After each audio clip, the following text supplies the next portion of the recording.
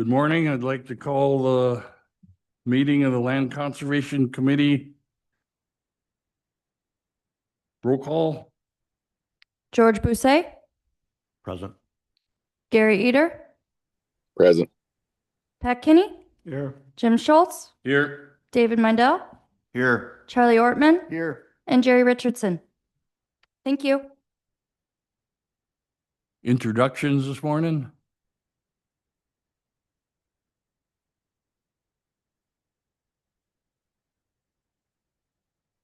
Any new faces here? Yeah, we'll introduce Ethan. Ethan Rosen, USDA Wildlife Services with the Wisconsin. I am the coordinator for the Wisconsin Wildlife Damage Abatement Claims Program for Ashland, Bayfield, and Iron County. And if the committee members want to just briefly introduce yourself, I think most of you have met him before. David might be a new face for Ethan, and maybe Jim Schultz. So if you guys want to introduce yourselves, please, and where you're from in the county. Dave Mindel, Butternut, down in Butternut, town of Chippewa. So, Jim Schultz. I think I've seen you around here, District 18 County Board member. Okay. Public comments. Seeing none present, is anybody online for public comments? One more time for public comments. Hearing none. Approval of the agenda today. I move to approve the agenda. There's a motion and approval, or a second. All in favor, or any discussions, changes? Hearing none, all in favor? Aye. Opposed? Motion carried. Approval of the minutes. Move to approve the minutes. Motion by Charlie, second by Jerry. Discussion. Discussion? There's one thing that reads kind of funny to me here under item 4, approval of minutes. It reads, the motion carried. Discussion followed regarding changing section, quote, environmental impacts of long-term changes to, quote, climate to environmental impacts of long-term weather trends. Climate to environment looks like a typo. Probably take out the climate too. What you're thinking? And change where the quote mark is. Yeah. Change to quote environment. So you line out climate and a second to. And change the quote so it's becomes long-term changes to quote environmental impacts with long-term weather trends. Just a technical correction. Oh, that's just discussion. Make it a motion to amend the minutes to read long-term changes to environmental impacts of long-term weather trends, which means you delete the climate to part words. This is Pat, I'll second. Motion has been made to amend number 4 with the language that George provided in a second.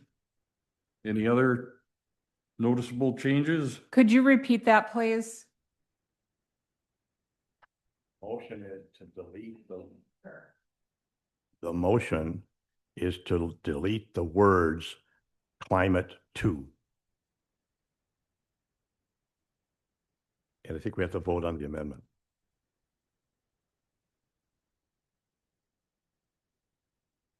Hearing no other changes, all in favor?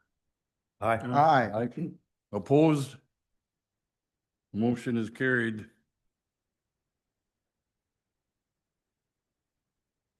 Pat.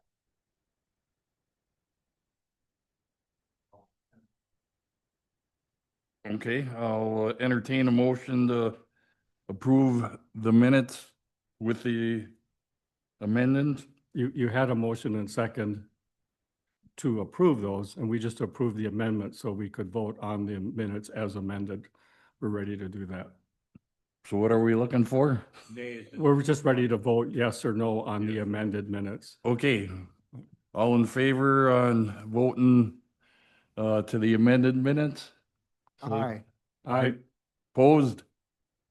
Motion carried. Excellent. Okay, number 6, discussion and action items. Department of Natural Resources Lake Monitoring Protection Network Resolution. Move to approve? Say second. Motion by Charlie, second by George. Discussion? we had a board meeting yesterday. Mary Jo was here.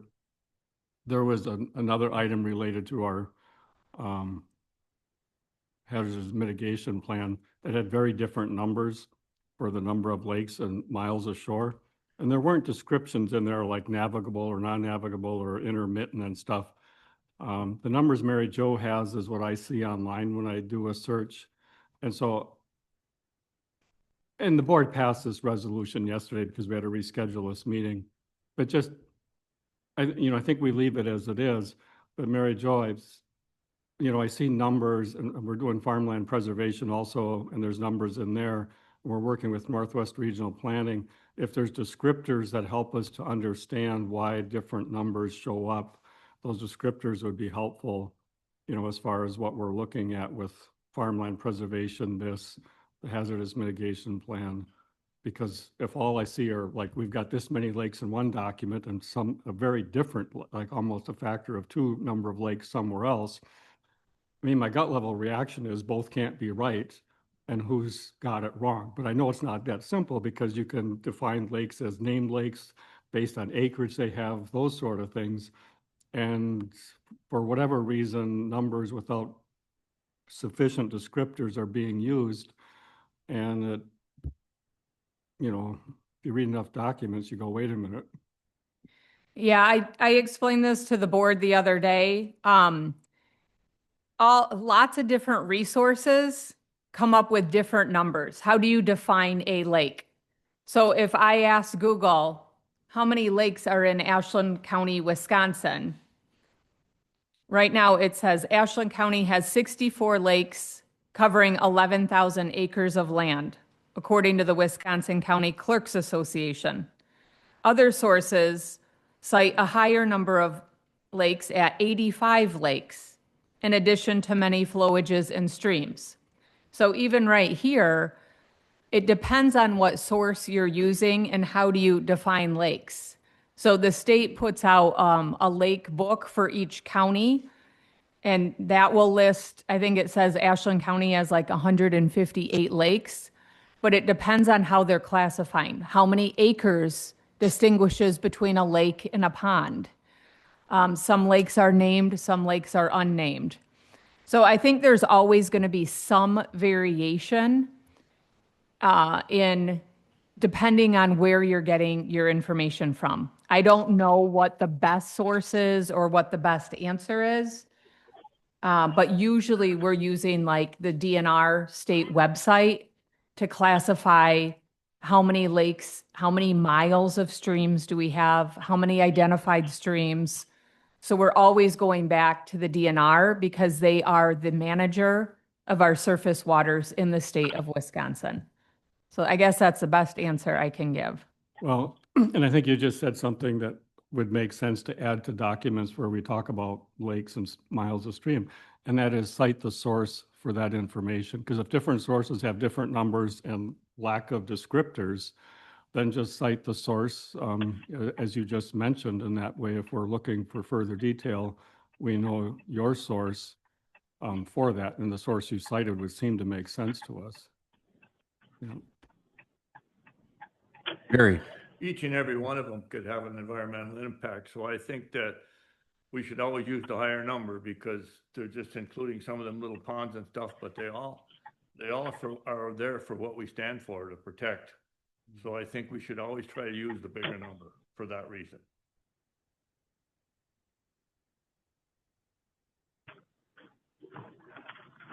Charlie? Yes, so do we want to amend this first whereas? Or, No, this is more just for discussion. This has actually been approved already by the county board. okay, This is unfortunately, we have to do this annually. So we receive this grant every single year from the state for $16,176 or $178. And this provides funding for us to implement a lot of the programs that Scott manages in our county. The DNR requires us to write this resolution every single year, even though we've been receiving this funding for over a decade. So this is more of just a formality to suffice the state's requirements for that grant to the county. I don't even change any words in this. I use the same exact resolution every year because it's still applicable, but it's required by the DNR that we get this passed at the county level, and then we submit it to the state to meet the conditions of eligibility for our grant. okay. Well, then I would just have a suggestion that get this way early, so we're not, approving something that doesn't matter. Yeah, we're actually, I mean, we don't even, it was more for discussion. It wasn't an action item, Oh, but we list it. okay, These items are Yeah. discussion and action. So you guys just made a motion right away, which, we weren't even gonna do a motion. Brit. But it's, I don't know, it's if you want to get this early and approve it every single year, we could do that. I don't think it's necessary. And I don't either, and I'm going to withdraw my motion to approve. and- Oh, Because No, it's mistakenly fine. took a discussion item and turned it into an action item. But I think Pat's comments and Jerry's are still, sure. maybe for next, maybe you should apply the suggested changes for the Yeah. next time this comes up. Thank you. And it's more of just a formality so that you are aware of grant sources that we get into our department, requirements that we have related to these. Not so much that we need to have action on it, but it's more of an awareness of what we're doing and what's coming through the department. Pat? So if you cite the sources, one of the things I think about when we put stuff online, having taught for a living and then had lots of online courses, is you put this out for public consumption. So it's one thing for us here to say, okay, this is a formality and, and I understand that. But sometimes people in the public actually read this stuff and they have questions or they say, well, where did this come from? I got a phone call last night related to something the city is doing. And I'm surprised this person is reading what they're reading, but they want answers. And I probably should talk to you before I go. So there's always the public reading too. George? Yeah, Mary Jo, is this one of the items that's not yet in this revenue summary? Under which line? And this 802,000? Can we cover that when we get Cover to that. Yeah, revenue? sure, when we get to the budget, that's fine. Okay, any more discussion on A? We'll go on to B, Department of Natural Resources, Clean Boats, Clean Waters Grant Application. Yeah, so I can talk about that one for a second. This is kind of another, more or less just kind of discussion, just like with our LMPN, our Lake Monitoring Protection Network grant that we submit every year. This is another one that we submit annually, just kind of open for discussion. No major changes with the Clean Boats, Clean Waters program has been made. But yeah, just up for discussion. This primarily funds, it has been LE now the last 2 years to conduct watercraft inspections down at boat landings, focusing on Second Landing and Career Park Landing. But yes, this is just essentially just the grant application to obtain the funding for Clean Pulse, Clean Waters, and this would be to be used in 2026 and open for discussion if you have any questions or comments. George? Scott, what's the amount? So the total project cost, so basically we would get $4,000. And then the match for that is $1,335. So we have a grand total for the actual grant application of $5,335. But what we would receive is $4,000.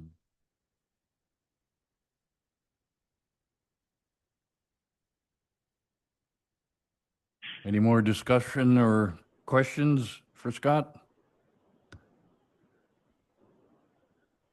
Okay, we'll move on to approval of WDACP 2026 budget. Okay, that's going to be Ethan. Well, it looks like this year, I believe the amounts went up a slight increase. The amount this year's went up a little bit from last year. Should be $49,153.23, it looks like. And basically, part of that increase is we are still, after just administering the program through Wildlife Services now for the last 2 to 3 years, we're still getting some stabilization and some equipment being acquired, trap monitors, and also some additional traps. And also a couple more people have had to come in and help out as the bear workload during the ag season has increased too. So that's kind of what that's about. Otherwise, yeah, that's about all I have to add to that. So if there's any questions, I guess I can answer some. So.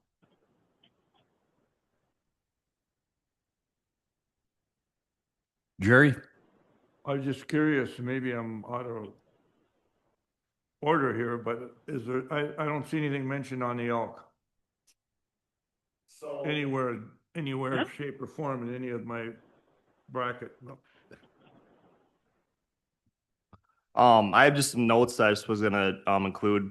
Part of why I was coming here too is just also if there's just a quick recap of how the season's going. I was gonna mention elk and stuff in there. I don't think anything's gonna be reflected in the budget part of this right here that I'm aware of. Yeah, so elk damage does not get included in the budget. Neither does, well, how do we deal with bear damage? Is that in the budget as far as abatement? Yeah, it's part of the abatement, materials, repellents, all that stuff's kind of included in there. Yep. Okay, so Jerry, if you look under on page 1 of that county budget for Wisconsin, the wildlife damage program, it says abatement materials. $10,000 over on the far right. So that includes temporary fencing, repellent, bear abatement, which could be, well, it doesn't include trapping, does it, Ethan? It says other abatement and stuff right there next to it too, bear abatement, other abatement stuff too, so. Now, does that also include practices for elk? Yeah, yep. Yep. So Jerry, that's where, like, if someone wanted to put up temporary fencing or try to spray their field for an elk repellent, and we got billed that from a landowner would contact Wildlife Services. Wildlife Services would implement whatever the practice is, and they would bill us, and then we would pay for it out of that budget line, the $10,000. And then at the end of the quarter, we submit reimbursement back to the state. So this entire program, wildlife damage, we get reimbursed 100% of the cost. But we have to have line items in our budget at the county because we still actually make the payment for the expenses of having the program here, even though Wildlife Services is doing the work for us on our behalf now. So any sort of damage from animals, turkey, bear, geese, elk, that damage that a landowner is going to claim assistance for is all going to come out of that abatement $10,000 line item. Other questions related to elk? I mean, there's not a whole lot we can do with elk. Our options are basically putting up a fence, spraying a repellent like a plant skid, which is a bovine blood. It smells really bad. It works great for deer. We've tried using it for elk. We've also used cannons, boom, to try to scare them. We've used pyrotechnics. So there's not a whole lot of practices that you can employ to try and get rid of elk because they become acclimated to this stuff. It might work for a day or two, but then they realize, like, you know, nothing is harming me. So that's what that money is for. And it does apply to elk, but it's all grouped in to all animals that can cause damage. Well, I went to looking around for wildlife like 3 weeks ago. It had been 2 weeks and a few days ago. And there were 33 elk, I got them on camera, in Morgan Peck's alfalfa, and they basically were destroying it. And I'm concerned about that for that particular business, you know. They're definitely doing lots of damage, and $10,000 I don't think can touch that. Sure. I've got some notes. I don't know if this is the time. I just had some quick overview, or if you want to talk about stuff later, but like with the elk specifically and what I've been doing with like Morgan Peck's area specifically, I'm working a lot with him right now. And if you want to talk about that now or if a little bit later, whatever works. Do you guys want to hear that now in the budget, or do you want to hear it under the agency report on budget on item number 8? He is going to give an update. Doesn't matter to me. I'd prefer to keep it under agency reports if that's okay. Acceptable? Okay. Pat? Well, we're on the budget now, not that we couldn't come back to it, but if the committee would like more in the budget, the discussion now, we could consider modifying that, but we could always come back to it later. Either way is fine with me.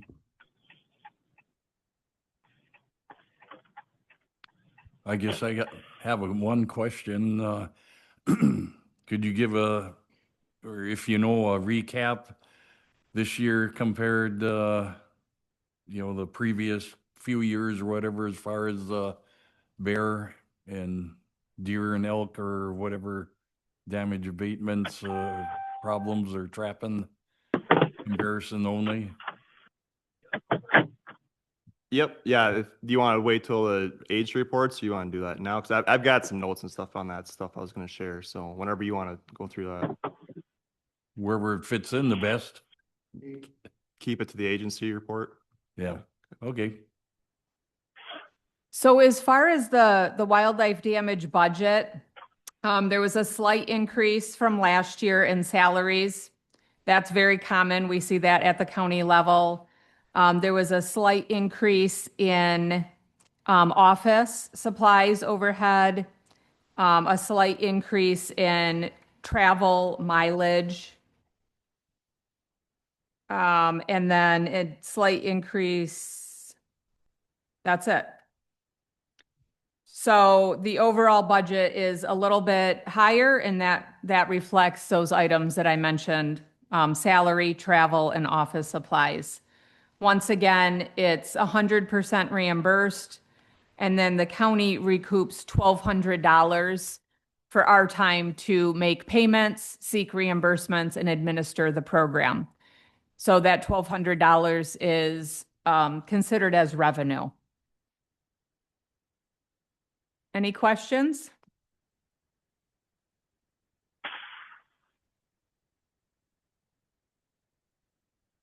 Okay, we will need a motion to approve the wildlife damage budget, and then Jim will have you sign as the chairman at the end of the meeting.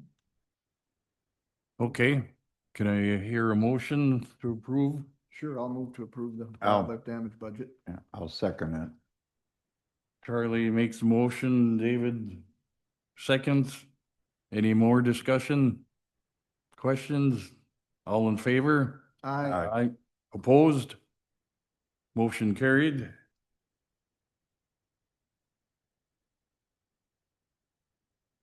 Review of LCC 2026 budget.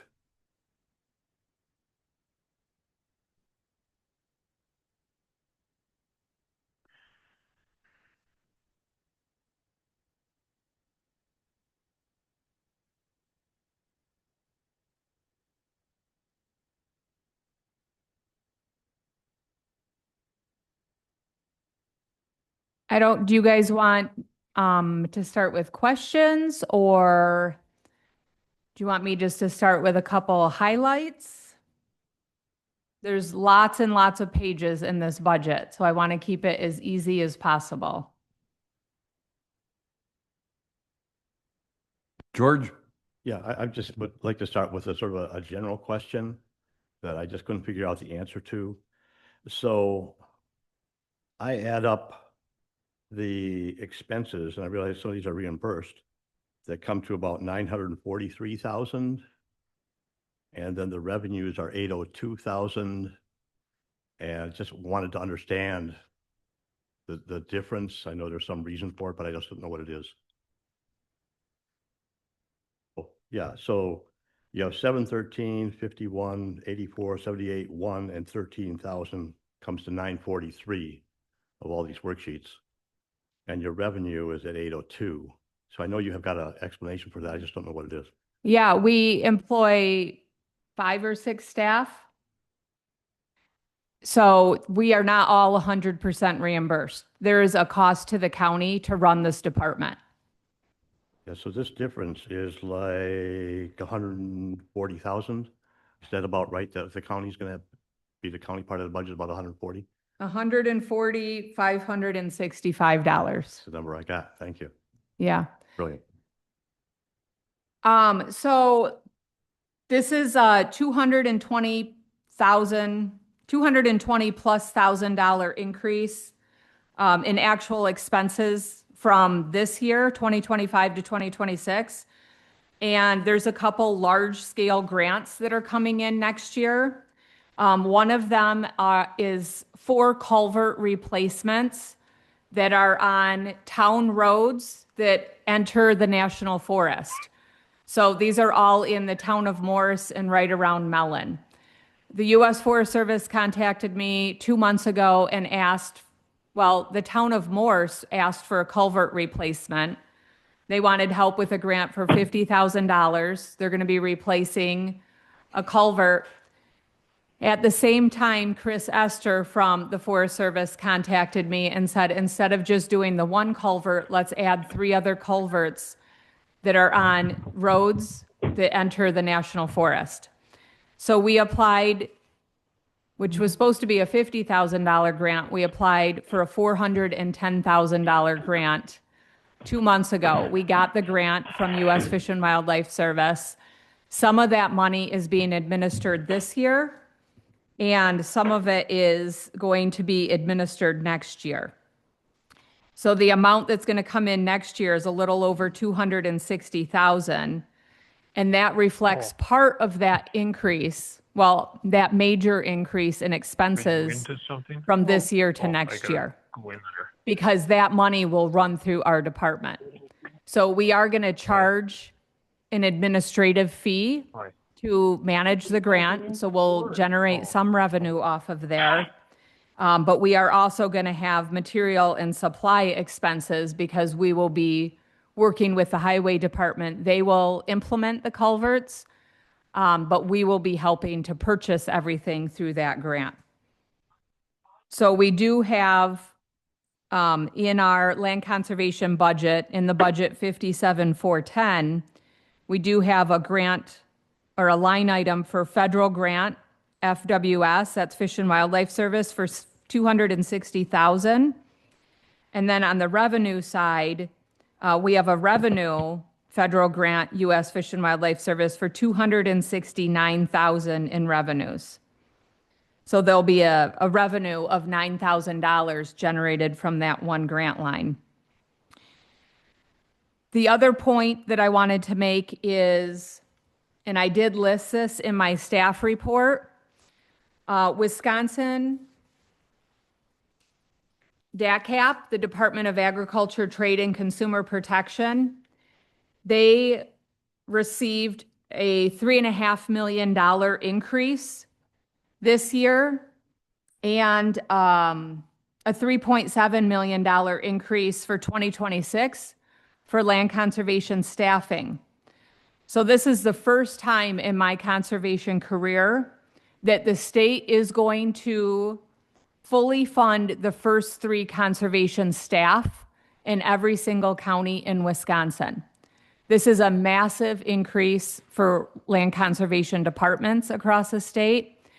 The state statute 92 provides, chapter 92 provides that DACAP would fund the first position in every county at 100%, the second position at 70%, and the third position at 50%. And the way that we define positions is the total cost of the position. It doesn't matter what position in the department it is. It is dependent on the salary and the benefits. So whatever cost is the most expensive, that's categorized as a first position, second position, and subsequent third position. So for the 2026 budget year and 2027, this will be the first time ever in history that the state is going to fully fund those positions at the county level. And what that means for Ashland County is this year in 2025, we are receiving $154,918, just shy of $155,000 in revenue back from the state to support our staffing positions. Next year, that's going to boost to $188,884. We just received our preliminary allocation. So in our budget, I budgeted for $175,000 in revenue next year, thinking that we were going to capitalize on that. We're actually going to be receiving more than what we budgeted because we just got our preliminary allocations in the last couple days. So we'll be looking at an increase in revenue from $155,000 this year to $189,000 next year. That's actually going to change our revenue numbers a little bit, George, not considerably. But we are still, based on the grants that we're bringing in, even though it costs the county $140,000 to run the department, when you're looking at the actual expenses, the county is gaining quite a bit of money on the dollar that they're spending.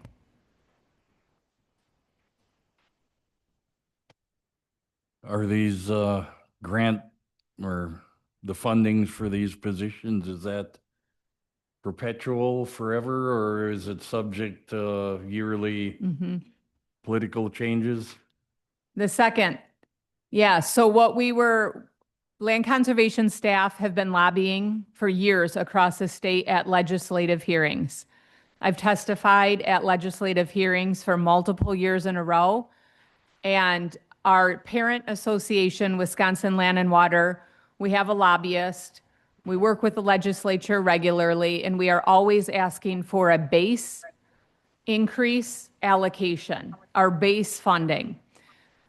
They did not fund the base. They funded the biennium staffing.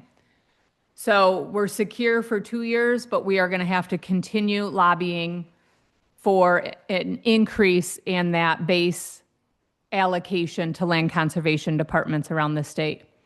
It's not a perpetual win, but it's a small win right now that has a lot of momentum behind it, and we'll continue working on it.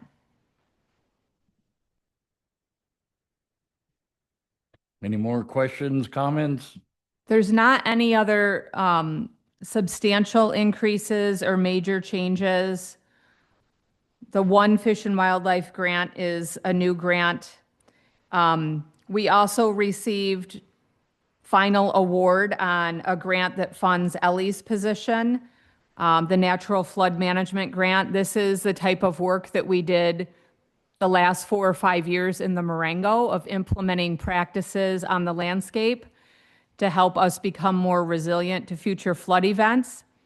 We just received the award 2 weeks ago for about $300,000 for the next 2.5 years.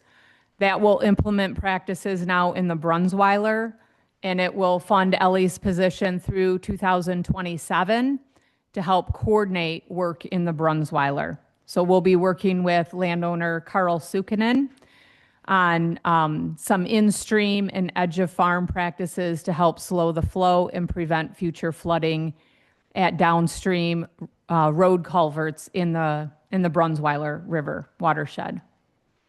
So that's the other substantial grant increase that shows up in the revenues and in the expense side.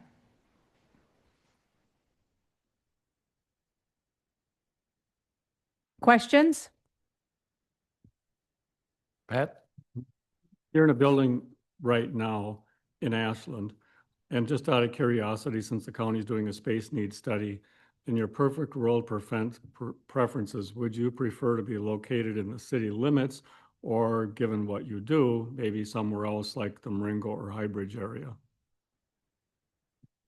I think for the work we do, being in Ashland is essential.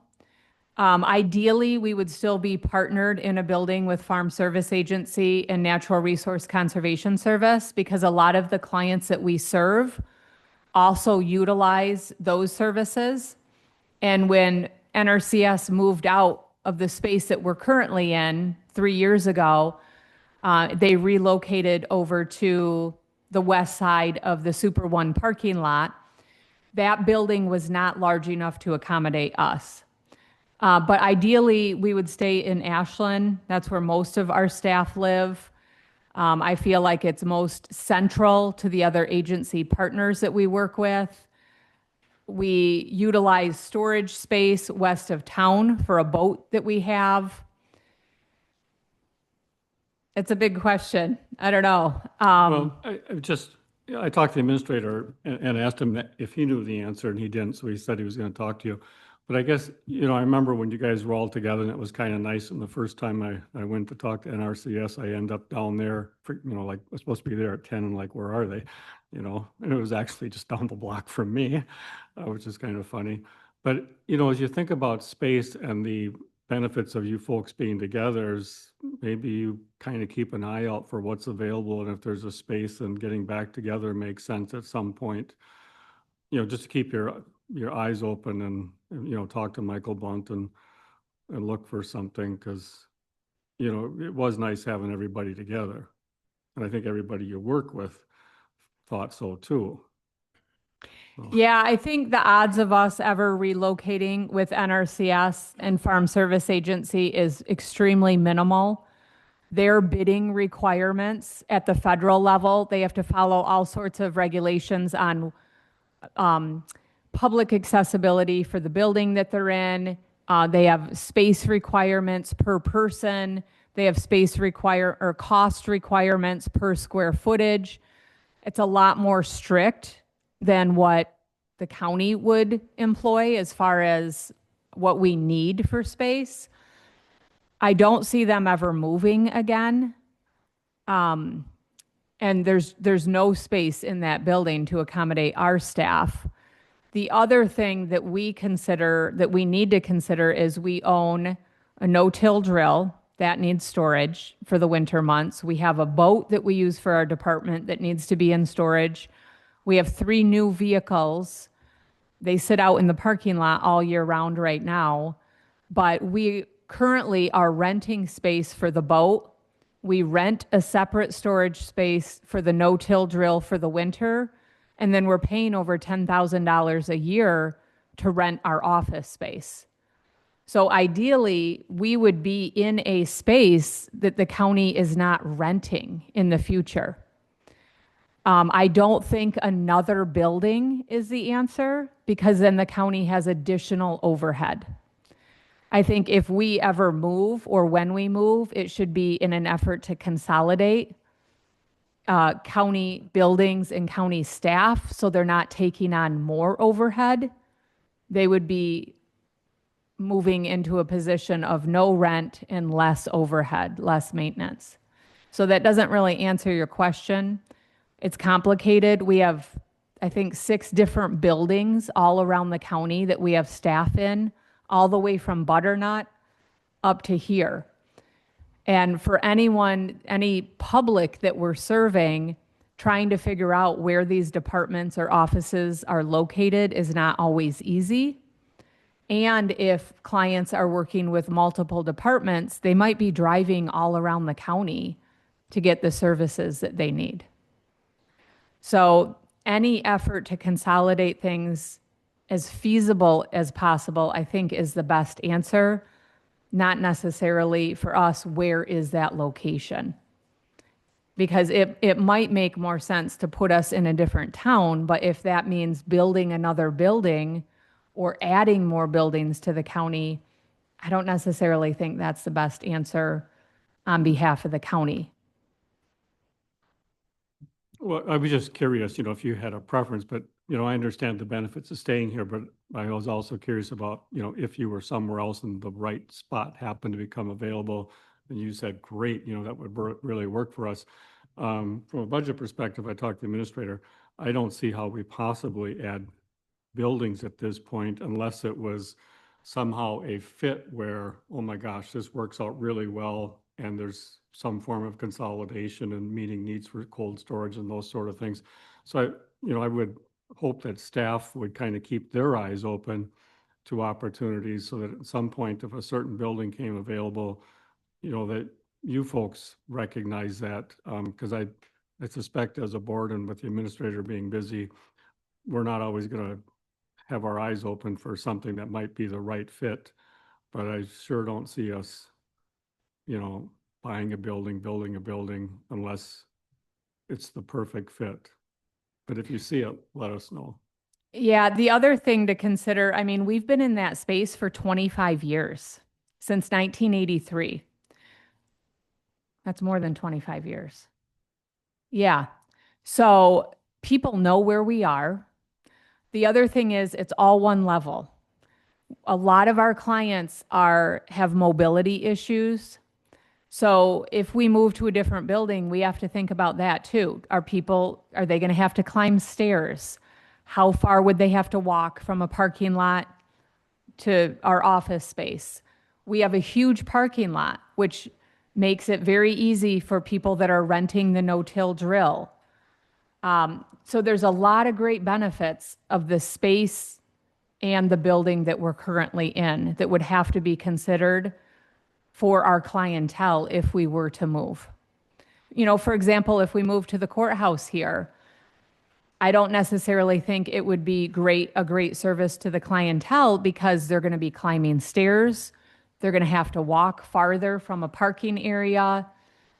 Those are all things that we need to consider as far as who are we serving and what are the services that we're providing and how do they get those services? And I don't know, do any of you guys have comments? I mean, Scott, you've been in our building for many, many years. Tim, you work with the farmers. I mean, what are your thoughts on a space or a location?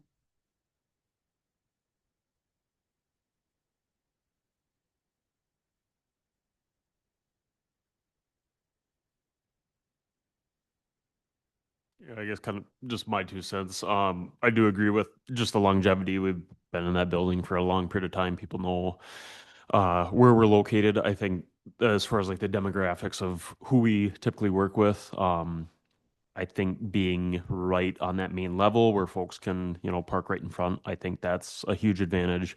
And then also, like in the kind of during the field season, if we need to have our boat in that huge parking lot or the no-till drill, having farmers, back up to it or, leaving the boat there, overnight or pulling through or whatever it might be, extra moving space for, for tree and shrub and things of that nature. I think it's just that wide open space.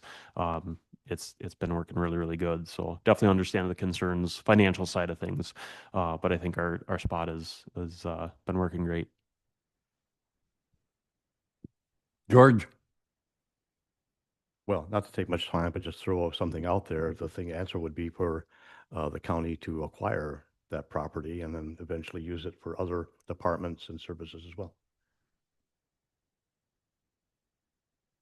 Yeah, that property was for sale for many, many years. And I know the county looked at it several times. I don't see Tony Brown selling. He has the building filled now. He's the landowner there, the landlord, and he operates 4 or 5 different businesses out of that space now, including manufacturing. So I don't see him ever selling that building.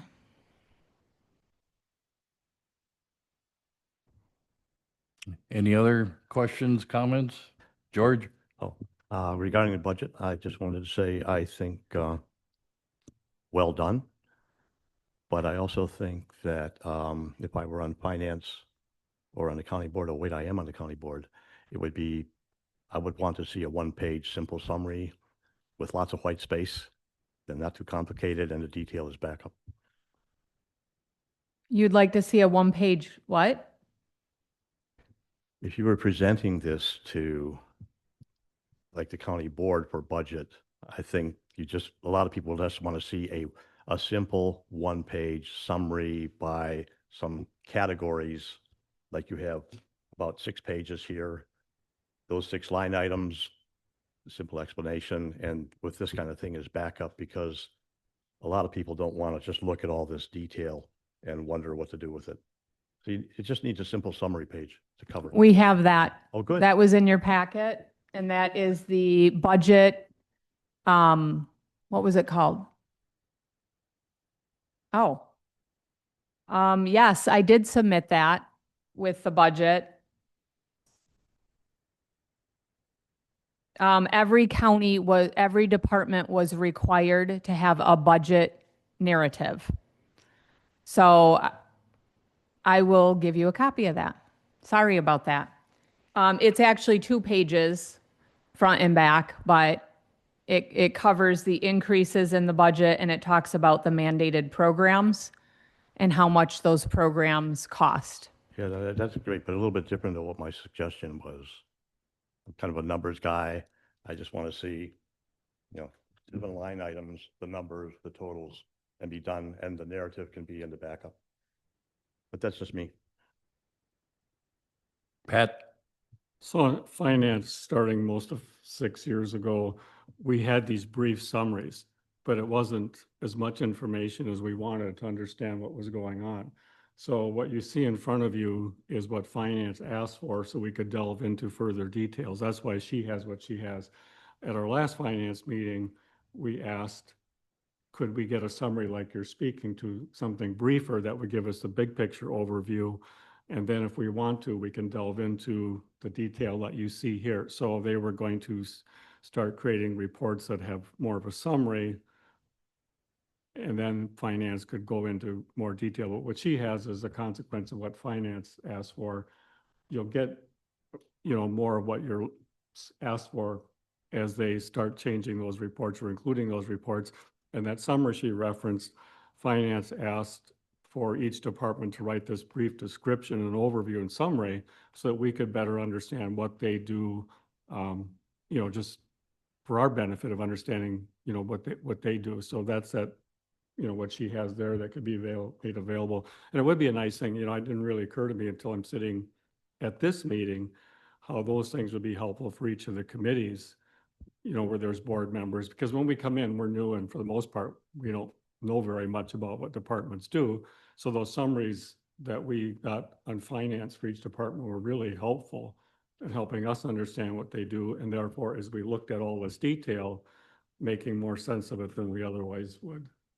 So you can, So for clarity, are you asking for just, we have multiple budgets in this department. We have a land conservation budget that funds some of the staff in the main operations. And then we have a budget for our tree and shrub program. We have a budget for our wildlife damage program. Do you want just a one line of land conservation budget and the expense and the revenue with no details of what is being funded in that budget? Because that would fit on a page. George? Yeah, exactly, because the details are back up. And the reason I brought this up is I listened to the last finance committee. There was a specific request for, can there be a simple summary?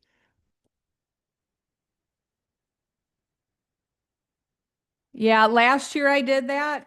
It looked like this. And there was conflict with that. So this year we did it a different way out of Springbrook. So I don't know. You know, I guess everybody has their opinion about what is best, and No, I'll think try this to is really accommodate well- that. I think what this year is really well done. I just think a one-page simple summary with a lot of white space would make it easy, would be appealing to people who don't pay much attention to numbers. Would you be looking for a yearly comparison, like a running total in that? I'm just saying that the cover summary should be simple. Yeah, that's a good idea. Year over year is really helpful, but you get too complicated and then people zone out again. Sure.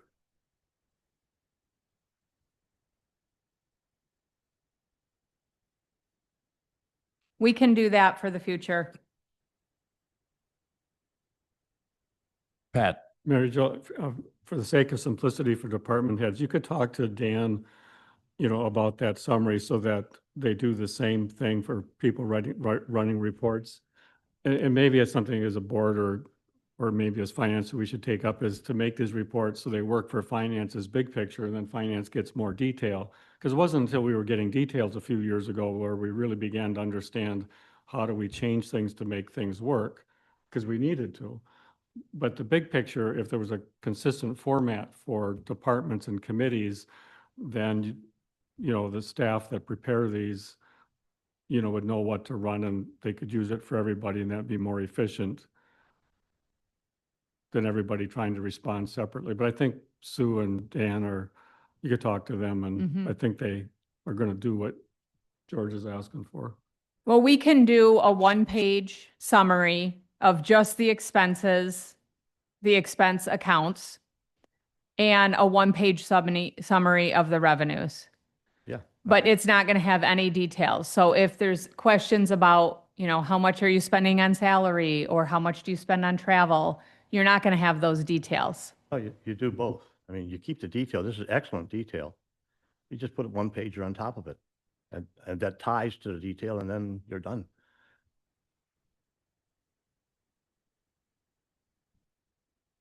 All right. Any more questions or comments on the review? Pat?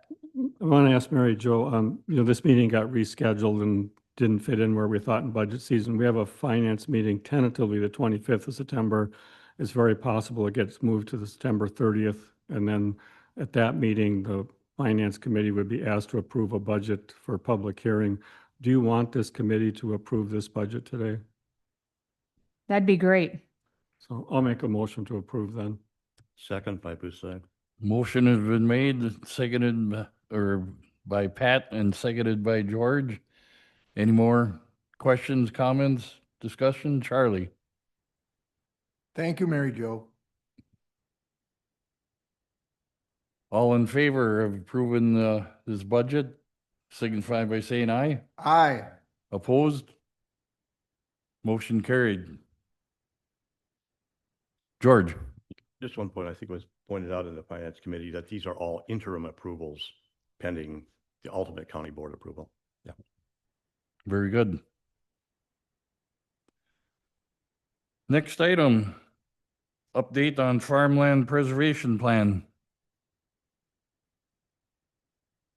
Okay, Charlie and Jim, feel free to weigh in too. We have a committee that's been working on the Farmland Preservation Plan update. Our Farmland Preservation Plan requires an update every 10 years. And we organized a committee that's made up of farmers, a representative from our Farm Service Agency, Kenny Richardson, staff, and elected officials, members from our Land Conservation Committee, County Board. And we've been meeting for many months. We have our 6th meeting coming up, I believe. We hired the Northwest Regional Planning Commission. We received a grant to hire them to actually do the writing of the plan, and they coordinate the meetings. But we meet either in person or virtually, and we go through resource concerns. How do we protect and preserve our farmlands, and activities that will drive our department for the next 10 years. So we're approaching nearing the end of that plan. We've run through a number of different sections in the plan. We've had a lot of different updates. We're incorporating recent resource concerns and emerging issues like the PFAS issue that are coming to light. And I don't know, Jim or Charlie, do you want to add anything in there? I would like to talk about that piece I've prepared, if you think that's appropriate at this time.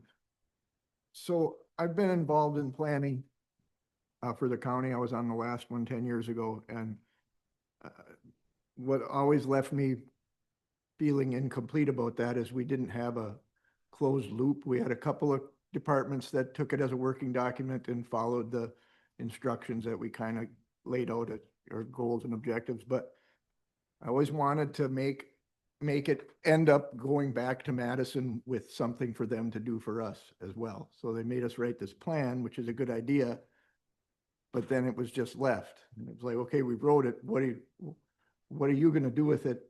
You know, we want to do something with it, but we can't do everything we want because we don't have all the stuff. So I wanted every part of this plan that's compartmentalized, like the Farmland Preservation Plan, intergovernmental plan, the community health, the sustainability, the things counties worry about, and that we took the time to contemplate and then write where we wanted to be on, that we would be able to tell Madison, here's where we are, and here's where we need you to help us. Here's where we're blocked. We have so many resources we can get to here. But the end point is eluding us because we don't have money, or the laws don't support us, or we need laws to help us. And we don't have that part in. So I've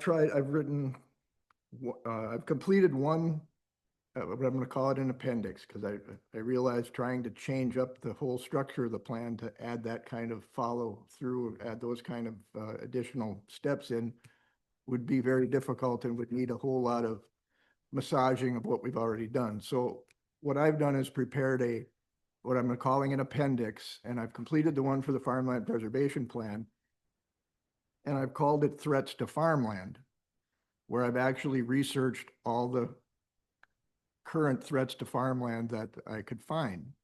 And so I've listed those threats, and then one of the sections is what can we do about it? And then it lists also the research I could find that provides the solutions to those problems. Like, so for farmland, the 4 biggest issues are fragmentation, reduction, and toxification. And it also added one on climate instability, because climate affects the crops you can grow greatly. So I don't care what you call it, climate change, it doesn't matter. The changing environment and atmospheric temperatures and all the chemistry up here is affecting the kinds of and quality of crops we can grow. And I know all you farmers know this. So what can we do about it? So what are the threats? And those 4 categories are listed out in their own section. And then what can we do about the threats? They're listed by those sections again. And then the 3rd section is what are we doing about it? Or what can we do about it? And then what are we doing about it is where we list what we've what we are, the steps we are taking to try to address those problems. And there are some being taken, but they're not complete.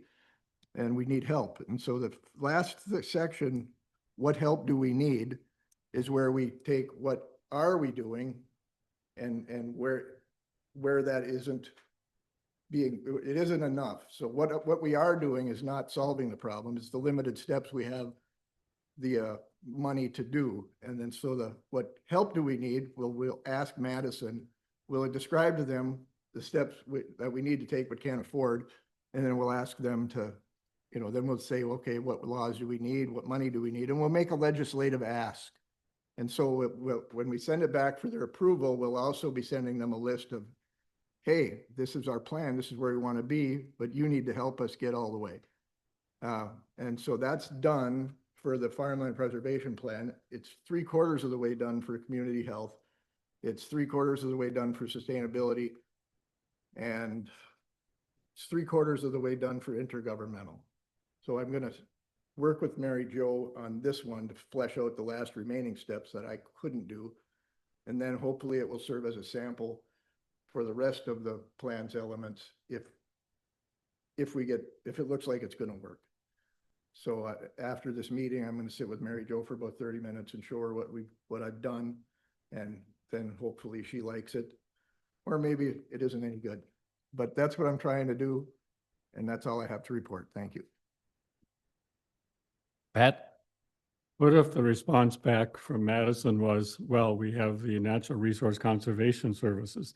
That's the organization that's funded to help with those concerns. What would your response be to that? Well, then I would look at that as an avenue. George, that would be, so I would take that as an authorization to go tell RCS what limitations we have and then make a legislative ask of them. So I would just be happy to get any kind of response, honestly, at the beginning here, because this is going to be brand new and they're not going to be expecting a document that they ordered us to write that now has, okay, we wrote it, help us come to our conclusion. This is how we want our county to be. This is what's stopping us. Help us. And they'll either say no, or, okay, we can give you a little bit, but it'll be something. It'll get the ball rolling, and then maybe this will turn into a countywide, there's 72 of us, and hopefully this can be some sort of starting point for all of them. So we use the comprehensive plans as a tool to feed back to our legislators to do things for us, and not as like a special interest group or a well-funded company that has all sorts of legislative access. This would give us some sort of legislative access to meet actual citizens' needs from citizens who actually told us how they would like their county to be. So this should be like the #1 influencer in my mind. And that's what I'm trying to make it turn into if I can. Is that sufficient? Thank you. Any more questions or comments? Thank you for that response, Charlie. It's interesting. Then we'll move on to number 7, environmental impacts of long-term weather trends. Charlie. I have a whole section on that, George. I'll mail it to you when I get out of when I get home. I can't remember all of it because it's pretty long. George. I don't know. I heard from Dave this morning. They got clobbered with rain down in Butternut last night. I'm doing the utilities portion of the comp plan, and there seems to be a lot of concern about water utilization for data centers and that type of thing. That may or may not be a problem or an issue for people, but we do deal with water here, so just wanted to mention that. Anybody else? Charlie?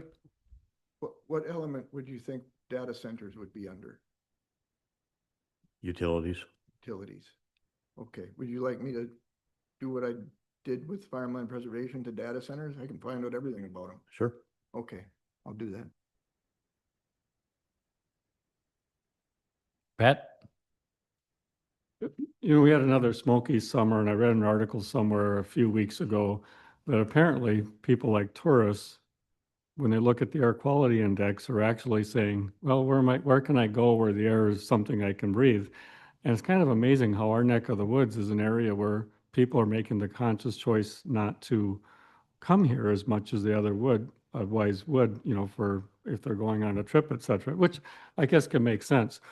But we had our most humid summer, I believe, on record in the United States. So humidity changes, things, crops and some of the stuff. But my garden this year, my tomatoes are just getting to the point of ripening. I mean, there's just a bunch of stuff that's not what it used to be as far as clear skies and sunshine and growing.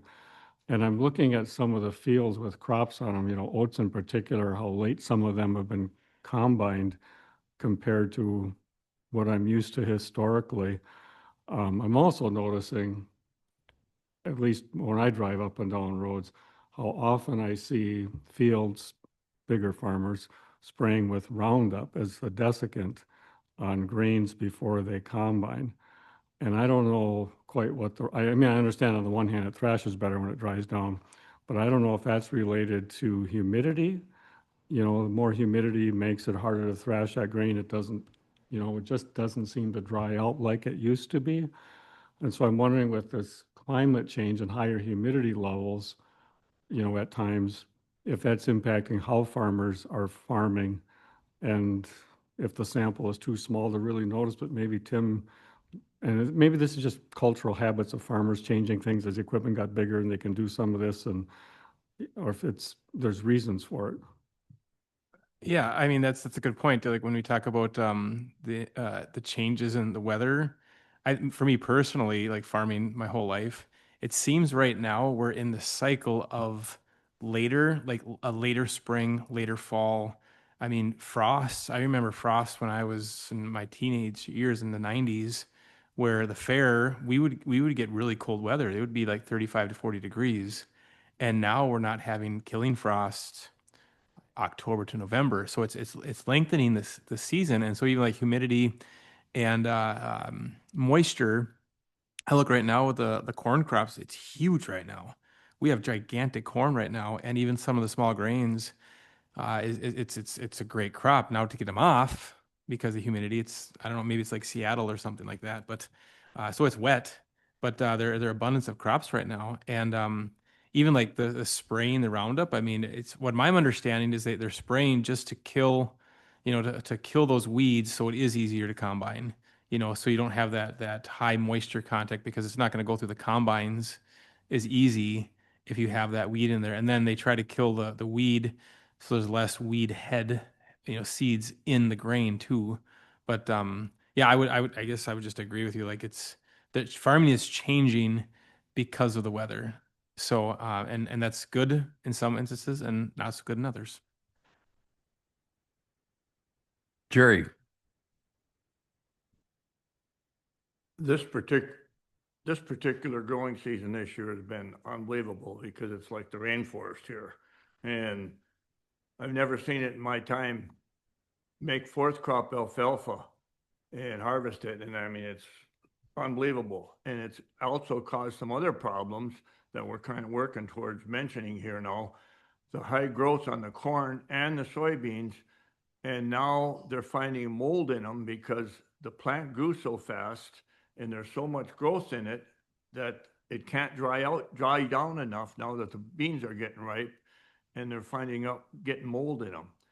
And I've heard the cornfields are concerned, but I don't think it's at that stage yet. But it's causing other issues that were kind of unexpected. And so I'm assuming that the farmers are going to probably have to change their plant a lower amount of soybeans. The percentage wise the ultimate goal was to get good yields. But when they planted it that thick, when it grew so well this year, and because of the farming practices and the way they do it, it's grown so fast, and they're probably going to have to change some of that plant thinner or something. So, and unlike you, our garden was really good this year. I mean, but it's late.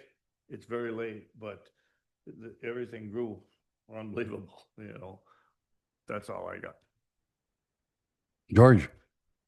Yeah, this was kind of a question for Mary Jo. If uh, the changing patterns lead to more people moving here to avoid the heat of Phoenix or the humidity of Texas, et cetera, and we have people buying, 20 acres out in the country, 5 acres here, 5 acres there, and they have to drill wells and such, which is human services. But does that put any additional load on this department? Do small landowners building new homes put any load on you? Not upfront because we don't deal with zoning or permitting for that type of thing. But if they are in agriculture production, or if they begin having erosion issues, or they're moving to lakeshore properties, those may have an impact on our department, but it would be kind of secondary after they're here. Pat? Well, and the smoke blocking sunlight is going to reduce photosynthesis, which is going to delay plant growth and possibly maturity of plants. And so that's why I was wondering if the gardens are late, how much of the smoke, and if the forecast seems to be going forward, we're going to continue to have Canadian smoke, and that's affecting quality here. But you mentioned, I understand the first date of frost has gotten later. Last week when we had that cold stretch, the garden I have out at the farm east of Mason where I grew up, 2 of my 9 butternut squash froze. Some other things got nipped. There's always going to be microclimates too. I know, and I didn't want it last. So the main thing to remember with change is change on a large geographic area. We talk a lot about like the tree species that we're recommending to landowners, and that we're going to see tree species transition here. Particularly, I'm concerned with our balsam fir. But there's always going to be microhabitats on our landscape, small low-lying areas, wetland pockets, bogs, and that is going to affect how things grow in those areas too, even in a changing climate. We might not see as drastic impacts in some of those small microhabitats. George? Yeah, building on that, I'd just like to point out that even though the trend on weather and climate may be moving in a particular direction, which is the data shows that it is, we'll still have significant variation from year to year, a couple of years here, a couple of years there. So you'll notice the high pressures over the continent have held most of the hurricanes this summer out into the Atlantic, but there are more hurricanes over the Pacific.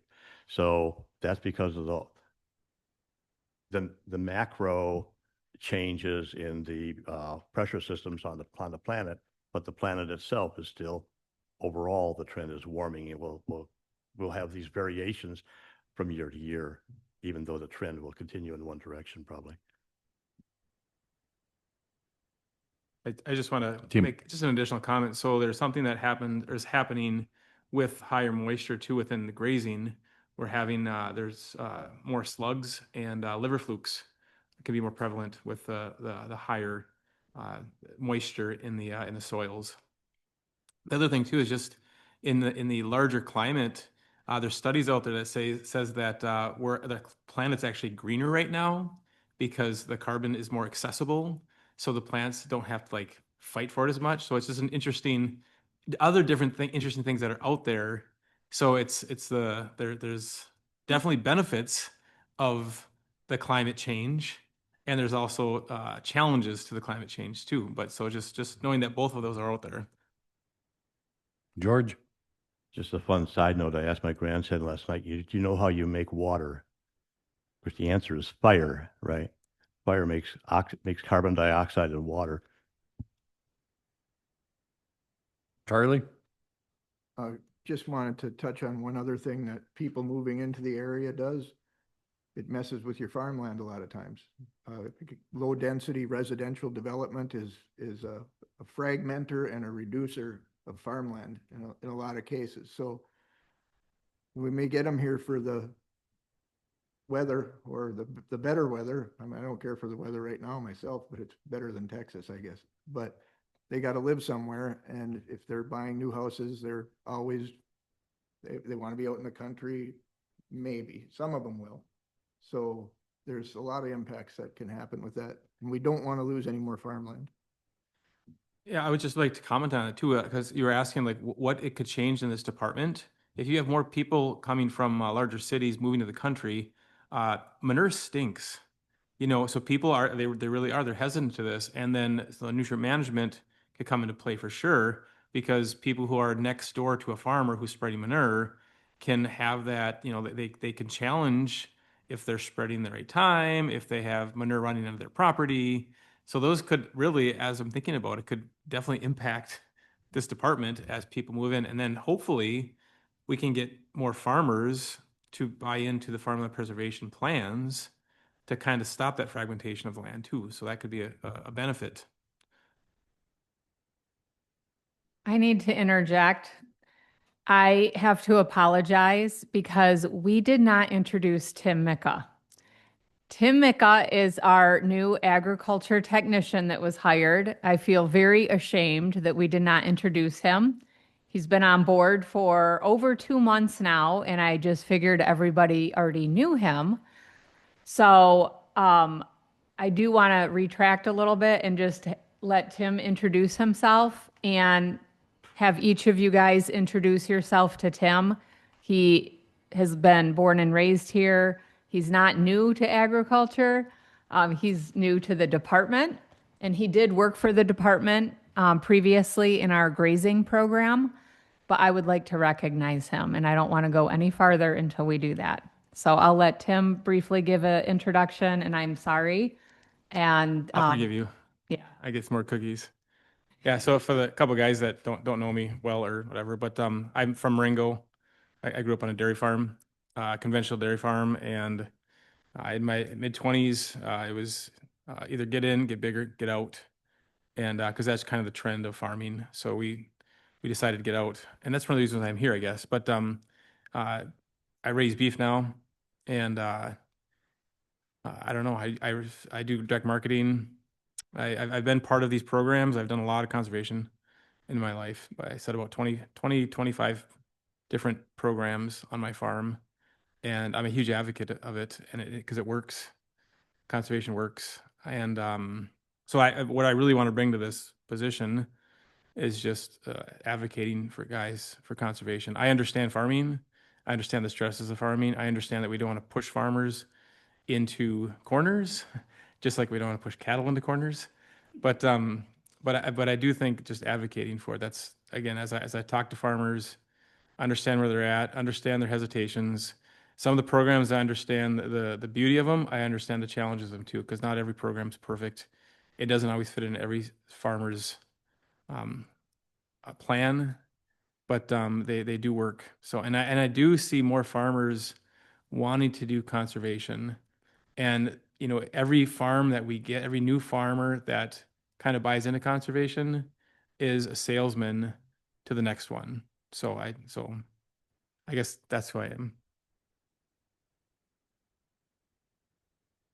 And if you guys could just briefly introduce yourselves.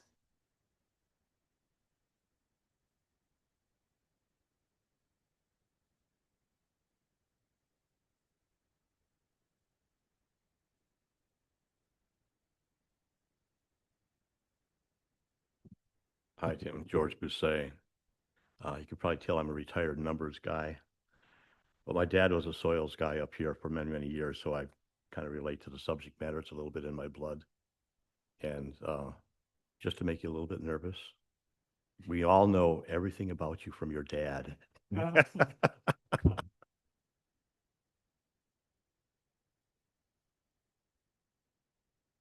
Well, George stole my statement.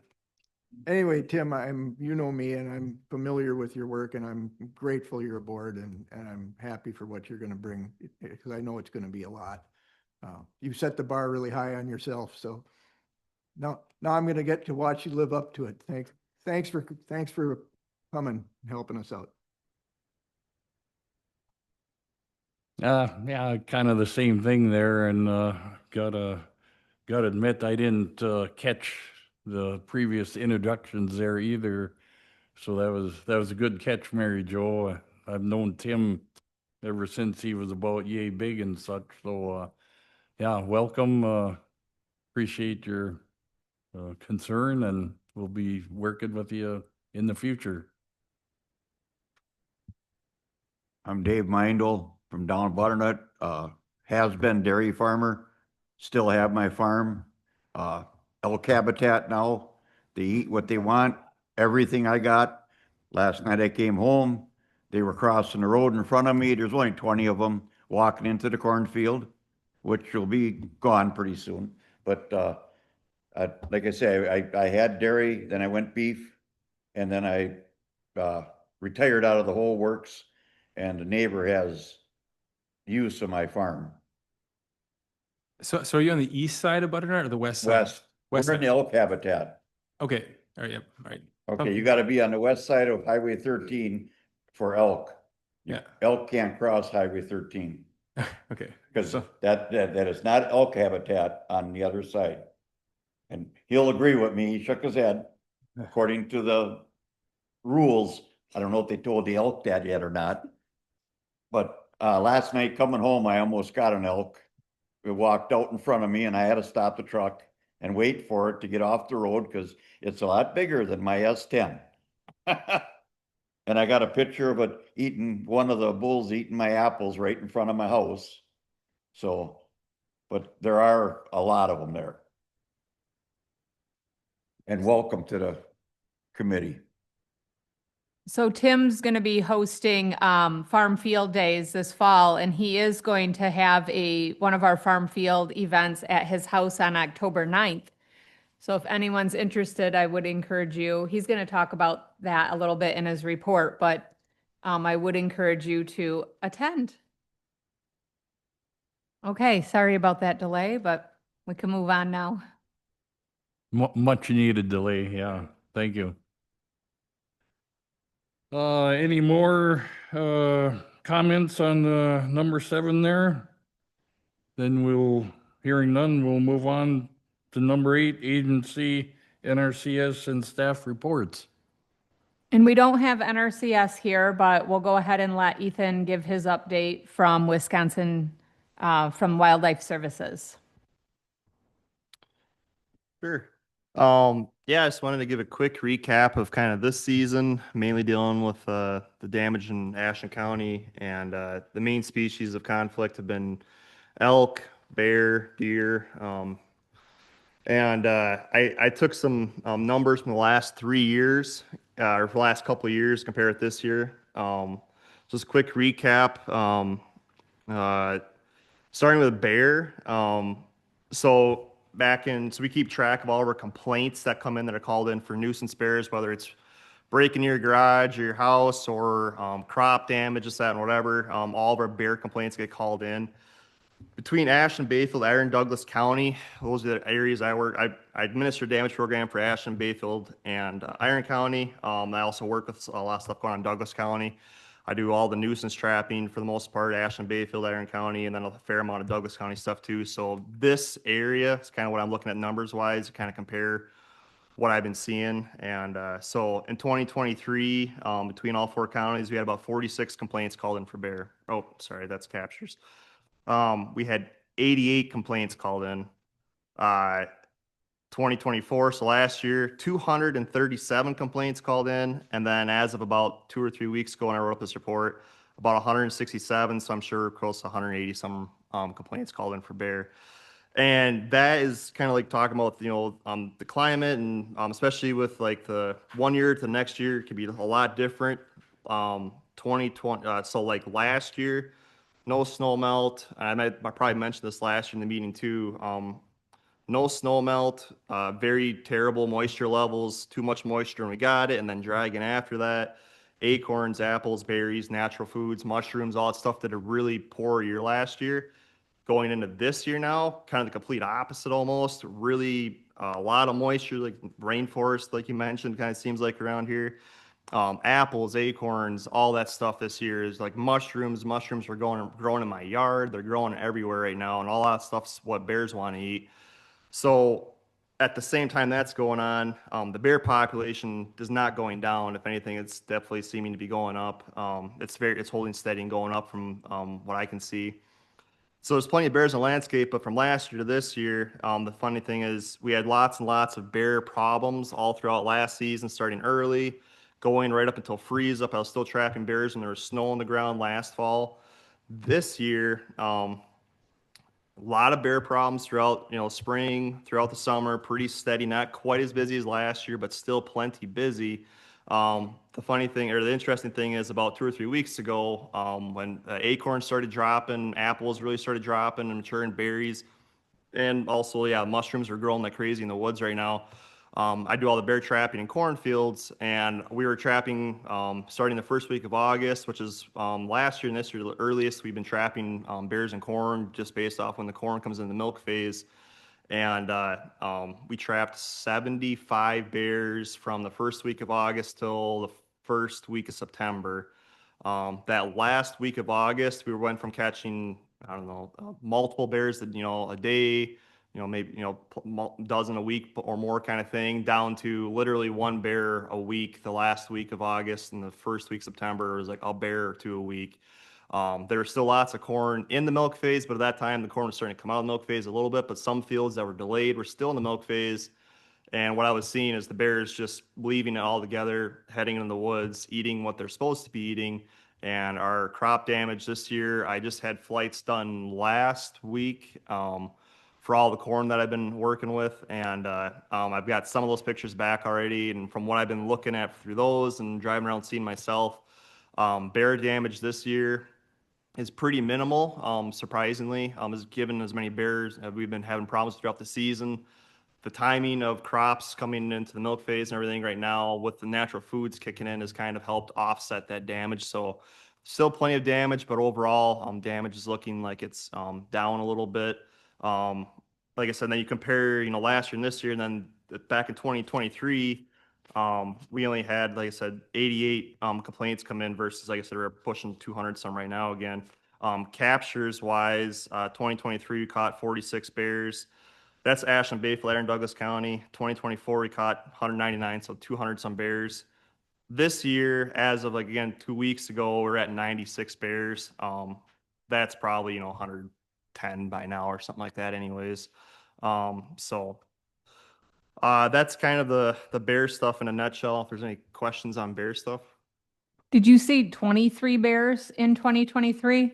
2023 bear captures, we had 46 bears. Yep. George? Yeah, Ethan, what are some of the positives, factors for having bears on the landscape in terms of natural balance? It's sort of an apex species. I'm just wondering, what are the positives that go along with having bears included in the environmental balance? Oh, it's an interesting question. Yeah, I mean, I'm not a wildlife manager, so I can't speak to it probably as fully as I'd like to, but they certainly play an important role. They're an omnivore, so they eat a little bit of everything. Generally speaking, they kind of keep to themselves and do their own thing. But trying to think of some positives, kind of get your question. I mean, they fill a niche that a lot of other predators can't really fill, and provide a lot of opportunities, for yes, yeah. I'm not sure how to answer it. It's kind of a pretty open question, I guess, and not a true wildlife manager. I'm just kind of going off of kind of what I've been seeing and stuff. You can kind of go a lot of different directions with that, I guess. If you want to be more specific, I could maybe try and dial it in a little bit, but they're certainly important species to have in the landscape. So Thank you. sure. Yeah.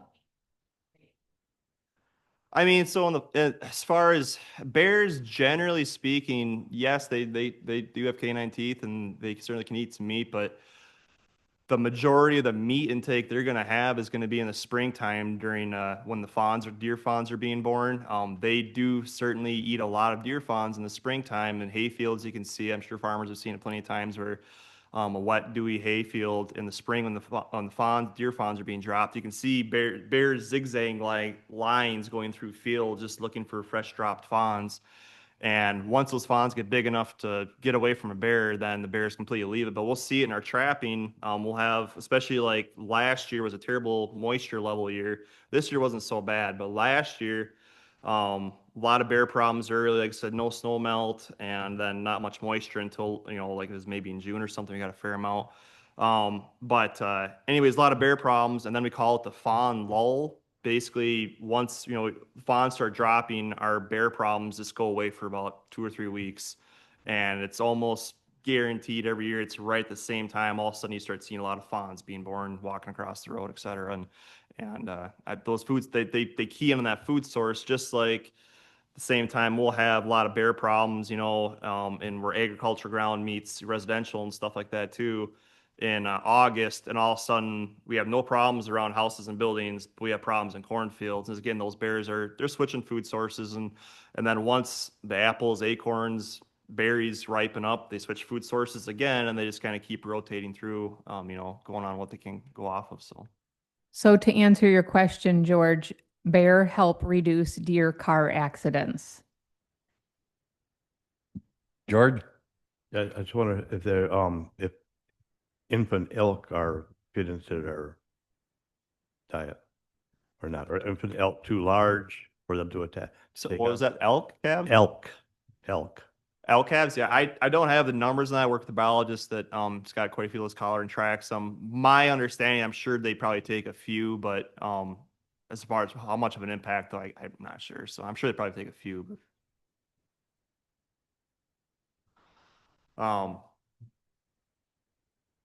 Yeah, with the elk.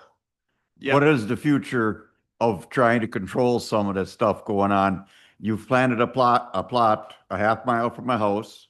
It just makes them more aggressive to be eating the cropland instead of going out into the woods and stuff, and that. And the elk number are just increasing steady. We just seen another herd on another piece of my land behind my boys that broke away again. It's a bull with a couple cows and a calf, and that. And they're doing this, we see them. They don't have collars, they don't have tags and that. The amount of elk is increasing large amount down by us, but nothing seems to be done to curb it. Yeah, absolutely. I got a whole little section on the elk stuff too. With the elk, it's kind of been, so I've only been involved now with the elk situation for the last couple of years, since Wildlife Services has taken over now. And yeah, so it's an interesting thing in Ashland County. You've got the butternut elk herd situation, and then there's the Marengo hybrid elk herd situation. And both herds are acting and doing things a little differently in one area than the other, which also makes it very complicated. The gist of it is that for whatever reason, and I'm getting to be very familiar with the elk herd down by you, so bear with me here. But those elk down there tend to like one small area. On my mapping system, I drew an outline with the help of John Radler and a couple other farmers down there. Where do these elk go? And for whatever reason, those elk do not cross to the east, cross Highway 13. Don't know why. There's lots of things they could get into over there. For some reason, they don't. Same way they don't go much further to the west, north, or south. And for whatever reason, they really, really like the habitat that there's enough winter shelter, summer, everything that they need in that one area. And they have about a 4 or 5 mile square area or radius that they like to live in. The interesting thing is if you go up to Highbridge Butternut or Highbridge Marengo area, that herd up there, generally speaking, lives just off of ag ground to the west in the national forest, especially in the wintertime. But during crop season, yeah, they spend a lot of time on that edge there where around Morgan Peck is and stuff. Those elk tend to like to, instead of hammering 1 or 2 or 3 fields, they like to travel a lot and sprinkle the damage around. So I just last week and this week have been driving. I put 25 miles in my four-wheeler a couple days ago, just going around elk herds in the Marengo area on Monday. And last week, Wednesday, I was in your area. I went around the field right there by your house there and stuff too, and looked at elk damage there. And I'm doing the assessments and stuff. Last year, the elk, well, so to get a good picture of the last 3 years are good to look at probably. the year before last year, when Matt Bolin was here, I think there was a max claim for the elk damage down there in your area where they had pretty much decimated all of his corn, right? And so then the DNR's response was, let's come in and we gotta do something. So then we decided to get together, what can we do? The hard thing about like elk, bear, deer, turkey with elk, the population's not high enough that we can start issuing shooting permits like we can with deer or bear. Bear are easy to catch. Elk, again, not really something we can easily catch and easily move. It's not out of the question. There is things being done with that with the DNR. But long story short, we had to kind of think outside the box. And so one idea was brought up about doing lure cropping. And so the DNR paid for and put in a lure crop field like you're talking, basically a glorified food plot for the elk to eat in 2 different areas, in that area down by Butternut, to try and draw the elk away from the farmer's crops and have them stay on the lure crop and use that instead of the farmer's fields. Last year, when we had planned that and did that for the first year, we also did some repellent spraying. And what we found is it was kind of a bad year to do it because last year the moisture levels were so bad. The crops for the lure crop and the farmer's crops in that area went from drought to too much moisture, hard to plant at the wrong time, and then dry again. The yields last year in that area were not good for a lot of John's corn and other people in that area, and the same thing with the lure crops. The elk seemed to be happy enough with the lure crop that the majority of their feeding was on the lure crop, because the assessments I did for those fields down there last year, I think out of that farmer's half 4 or 5, 6 fields, only 2 fields maybe got a significant amount of damage, and he was paid out for that. And then the other fields had very minimal damage, surprisingly. There was some, but very minimal. But the yields weren't great either, so I can see why maybe they didn't go there. The repellents maybe hopefully worked too, right?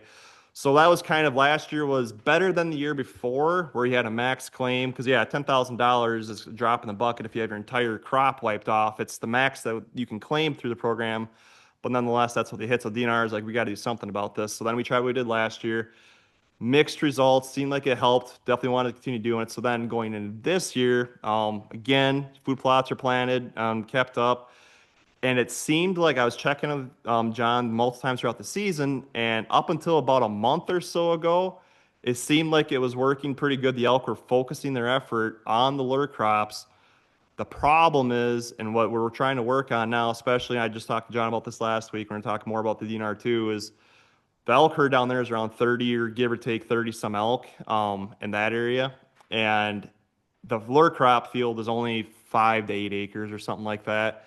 So, I don't know what the amount of acreage, and we've got different things planted. So, but generally speaking, how much food do you need to plant for an individual elk times whatever the elk herd is? I think we're getting close to figuring out that number, because it seems like we're definitely too small. It's not rocket science. There's 30 some elk, 5 to 8 acre fields, not going to be enough. We had another field planted to the north, and the elk, for the most part, never went to that field. They stayed down by you. The problem we see, anyways, about a month ago, it seems like they might have ate a lot of that up in the lure crop, and then where are they going to go? But of course, across the field to where the other crops are for the farmer. And all the damage I looked at, for the most part, he had 35 acres of corn. I think there is about 32 acres loss, so just about an entire loss. But all the damage was the way elk feed on corn is they'll eat it from the time it grows to the time it's being harvested. They'll eat the cob, they'll eat the whole plant. But generally speaking, they don't like to eat the stick part too much, but they'll eat all the leaves and all that kind of stuff off. And that's what I saw in that farmer's fields.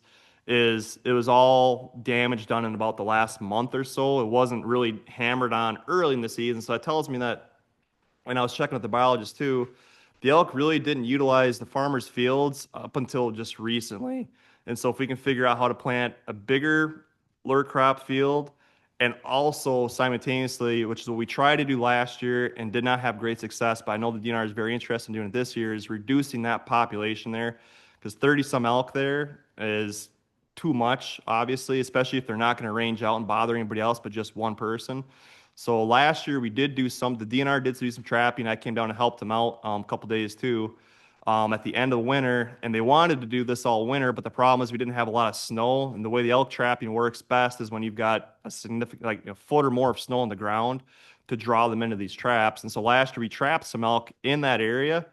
The unfortunate part of when that we did that is there's that main herd there, and there's another herd to the north, not too far away from there, that isn't really the main problem, at least in this situation. And when the DNR set the trap there, for about a week or two, we had the right conditions to work a trap. And when some elk finally got caught, it was the wrong herd. It wasn't the herd that we were trying to actually reduce the numbers out of. It was another herd that still helped the overall picture, but not what was focused on there. And so I know talking to the biologist, and I talked to John last week, and I said that was basically 90+% loss of his crop so far this season. By the time he harvests, it's going to be 100% loss, pretty much guaranteed. And so going forward to next year is they still want to do lure cropping, but the trapping is, I know, reducing that population. And don't quote me on this, but I know I've heard him talk about trying to get it down to like 10 to less than 20 for sure, like 10 or 15 elk or something like that has been mentioned. But what exactly, I'm not sure what his plans are and stuff. But if we got to that and had a decent lure crop situation and a little bit of repellent mixed in too, I think things would work a lot better and it'd be, a lot more manageable. Because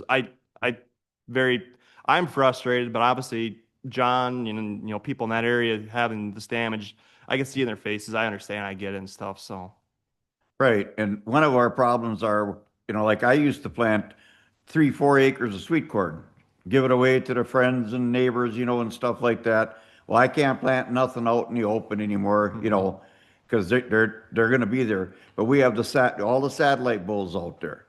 And people aren't aware that there are all these extra elk running around. And like I say, right across from, the old Erdl farm where your plot is, right? Okay, that's our land on the other side. And now my boy's got another herd started behind him. We're getting them on camera. And when you say 30 some, there's a lot more elk around than they realize. sure. And that's that 30 or something. That was probably before calving. That's like a number I'm using from last winter to the spring, stuff like that. So since calving, yeah. And that herd there too, just because of conditions, this and whatever, they haven't got, I think they maybe had, last I knew, only one cow collared. It was an old VHF or V8, an old radio frequency collar. The herd to the north up by Marengo area, I can't remember what exactly, but a lot of elk in that herd are collared, and that's making it easier to keep track of what those elk are doing and where they're doing, because they are very different. And like I said earlier, how they're interacting with the crop ground up in this area versus down there. But like you said, yeah, it's the other thing I've tried talking to John about too, and it's one of the other better solutions we have, but it's costly, is putting up permanent fences. The DNR will do a cost share for farmers having elk damage or wildlife damage, but like in this case for elk, and it's a 75-25. So if it's a $100,000 fence, the DNR pays $75,000 of it, but you still got to pay $25,000.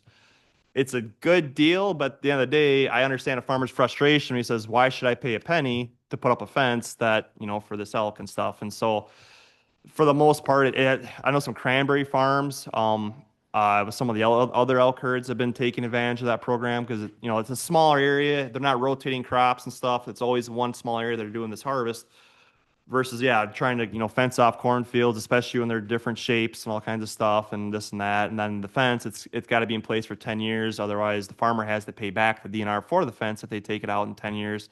And so it'd be a good solution, but, if it's not going to be 100% cost shared, then I don't blame the farmer for not being interested. But, that's another option anyways. And I know there's some stuff being talked about, because the DNR understands the frustration, because one elk alone, just a cow, not even mention a bull probably, I believe the biologist told me is around what a cow elk eats versus, what one cow elk can eat is about the equivalent of like maybe 6 deer, in a feeding or something like that. So then take 30 to 40 some elk in that area down there. That's a lot of pressure for sure. And like I said, in less than about a month, that farmer down there, right where you're at, went from probably having a pretty solid 35 acres of corn to nothing, just like that, So On the flip side, the interesting thing is that the elk herd up by Marengo High Bridge area, those elk, I just got done, like I said, on Monday, I put 25 miles around, just going around every single field that's enrolled for that farmer. He had one field that was maybe 5 acres. That's going to be a complete loss. Another field that had probably, it was like a 10 or 15 acre field that had probably maybe 10% loss in there. And then out of, I can't remember how many acres he has altogether. All of his other fields, last year he had maybe $6,000-7,000 in damage. This year, I'll be surprised if he has more than 1,000 or so probably. And for whatever reason, the elk have been kind of, I was just talking to Tim about this earlier, those elk seem to be moving around so much more. And I'm working with the biologists a lot, trying to figure out, hey, what's your radio collars showing you for where these elk are at? Because the unfortunate problem is I am not hearing from all the other farmers in the area. I've got 2 or 3 now I'm working with that I haven't worked in the past for elk problems. And I'm trying to keep track of where they're hanging out and what they're doing. But the problem is, like I said, they don't spend just all their time in one field or two. They sprinkle a little bit here and a little bit there. And the problem in some of these areas is these same fields are getting significant deer damage. And I've got to try now to differentiate deer damage, elk damage, how much, because like one farmer in this area that's by High Bridge is signed up for in the program, but he's not allowing public access for hunting or not receiving a claim, so he's only getting shooting permits. So I can't appraise his crops for deer damage, but now he's enrolled for elk damage. And so now I got to figure out how much does his 20-acre soybean field that has elk in it fairly often, how much of that's deer and how much is elk? Because a lot of it's deer, but also a lot of it's elk. So I'm trying to sort that out and work with biologists to figure out, the frequency of how much they're in there. I'm surveying those fields a couple times, at least once or twice, once a week or so, and going that route too. So, I think there's something else I was going to add to that. Alice, are there any other questions, I guess, with the elk right there with that right now, or? Just a couple quick things. Has the state considered or had any discussion about changing the fencing reimbursement to 100%? Like, has there been any discussion about that? I know that it's been mentioned. As far as traction goes, I haven't seen or heard of anything with it. But I know it's been mentioned because it's a slippery slope because, some situations it makes total sense, but then where do you draw the line? Because we give one farmer that option, then every single other farmer wants that too. And, as nice as that would be, there's going to be some major finances being thrown at a problem like that then too. So how do you pick and choose and work with that? The other thing I thought of too, you mentioned, that herd that you probably saw by there's 30 some there in a hayfield by Morgan Peck. That was 3 or 4 weeks ago. I was bear trapping 8 o'clock, 7 o'clock at night for him in that area, and I went by that hayfield that had 3 or 4 big bulls in there and the whole herd of cows and calves in one of Morgan's hayfields there. And the problem is some of those landowners, and that's one of them that Morgan leases from, will not sign up for elk in the program. They'll allow bear work and but elk for the landowners' various own reasons will not allow elk to be part of the program. And so therefore any elk damage on those leased properties can't be involved, in appraisals and claims and stuff like that too. So that's one other thing that makes it kind of difficult is if a landowner doesn't want to be involved in it, then our hands are kind of tied with what we can do and at least paying out the damage for those crops at the very least. So. That's the end the property, which it's their property, just like my property, but there is a problem with people feeding them. And we have one on there, that one person that feeds all winter. And it's illegal to be feeding these elk, but yet they don't do anything, and the pictures are posted on Facebook every day. But they don't say a word to the person about feeding them because they've set traps there, so they let the person do it. Well, if we've domesticated the animals, all they know is corn, second crop, and all this stuff that's being fed. Sure. That's where our problem pretty well started. Sure. Yeah, exactly. So how do you try and fix that going forward and stuff? Yeah. I don't have an answer, but I hear you. So, yeah. So this is exactly the reason why we had to let go of managing the wildlife damage program. The state was reimbursing us for a half of a position. he is spending hundreds and thousands of hours a year of doing this type of work. So this is the exact reason why when our elk herd populations grew and started causing excessive damage, it grew beyond the capacity of our department to be able to administer this program at part-time. And when we first hired Matt Bolin, he did part-time wildlife damage, part-time agriculture technician. As the ag technician program grew, that in itself became probably more than a full-time job. And the wildlife damage with the elk became more than a full-time job. So this just reiterates the importance of having a person committed full-time to working on these issues and not condensing it into a small part-time position. They're my problem now, in other words. Jerry? Well, there's, like you say, there's two different herds down by you, and the hybrid elk, there's 35 or more that I've seen there, but the Marengo elk are different. That's another different herd. It's a lot smaller in the Marengo area where Tim and I are at. But I think we need to go on record that we support 100% payment for fencing, that not the farmer to have to pay, required to pay. So it's at least it's on record, because it's not fair to expect the farmer to pay for them. They didn't bring them here. I have a quick question. It's really not crop related, but has there been any talk about the concern of animal, like beef animals to elk disease transfer? Because that's something that's real. Like right now we're having a problem. It's not a huge problem, but there's this flu going through the poultry and dairy herds right now. And I'm just wondering, because the elk are literally like in my pasture. And so whether they bring disease or they catch disease, so has that been addressed or brought up at all? That's a very, very good, valid question, and completely out of my world as far as that stuff goes. But the elk biologist, Josh Spiegel at Hayward, be a really good person to talk to about that, because that's a really good point for sure. And the interesting too with these elk, like I said, those butternut elk, for the most part, they don't do a whole lot of exciting other than stay there and just keep eating and existing in one area, right? These hybrid elk, I think one of them broke off one of the cows. It was actually a cow that I think we trapped this spring. We trapped down by butternut, and I told you how that went. And then we also trapped by hybrid area this spring at the end of the winter, and we caught a group there. And part of those elk that were caught, by the way, what the DNR has been doing is when they catch some to try and reduce the population in these areas, they're trying to select the younger animals, especially like the young calves, younger cows, and relocate them back to Clam Lake or wherever else they can figure out it's a good place to take them. And yes, those elk can come back. And so what they've done to try and deal with that problem is only taking the younger stock. And it's been seeming to be pretty effective. They don't just do a cold release. They take them down and they have a staging area. They stay in there for several months, get them acquainted to the area. And then one day they just leave the gate open, and then the elk can walk out and hopefully find the other elk in that area and live there, right? Well, then the spring, in attempt to do that, we caught a handful of elk, and the young ones were taken to the south. But then a few of the old matriarch cows in that area around High Bridge were caught. And they were either, if they didn't have a collar, had a new collar put on, or if they had a collar, they had an updated collar added to them as well.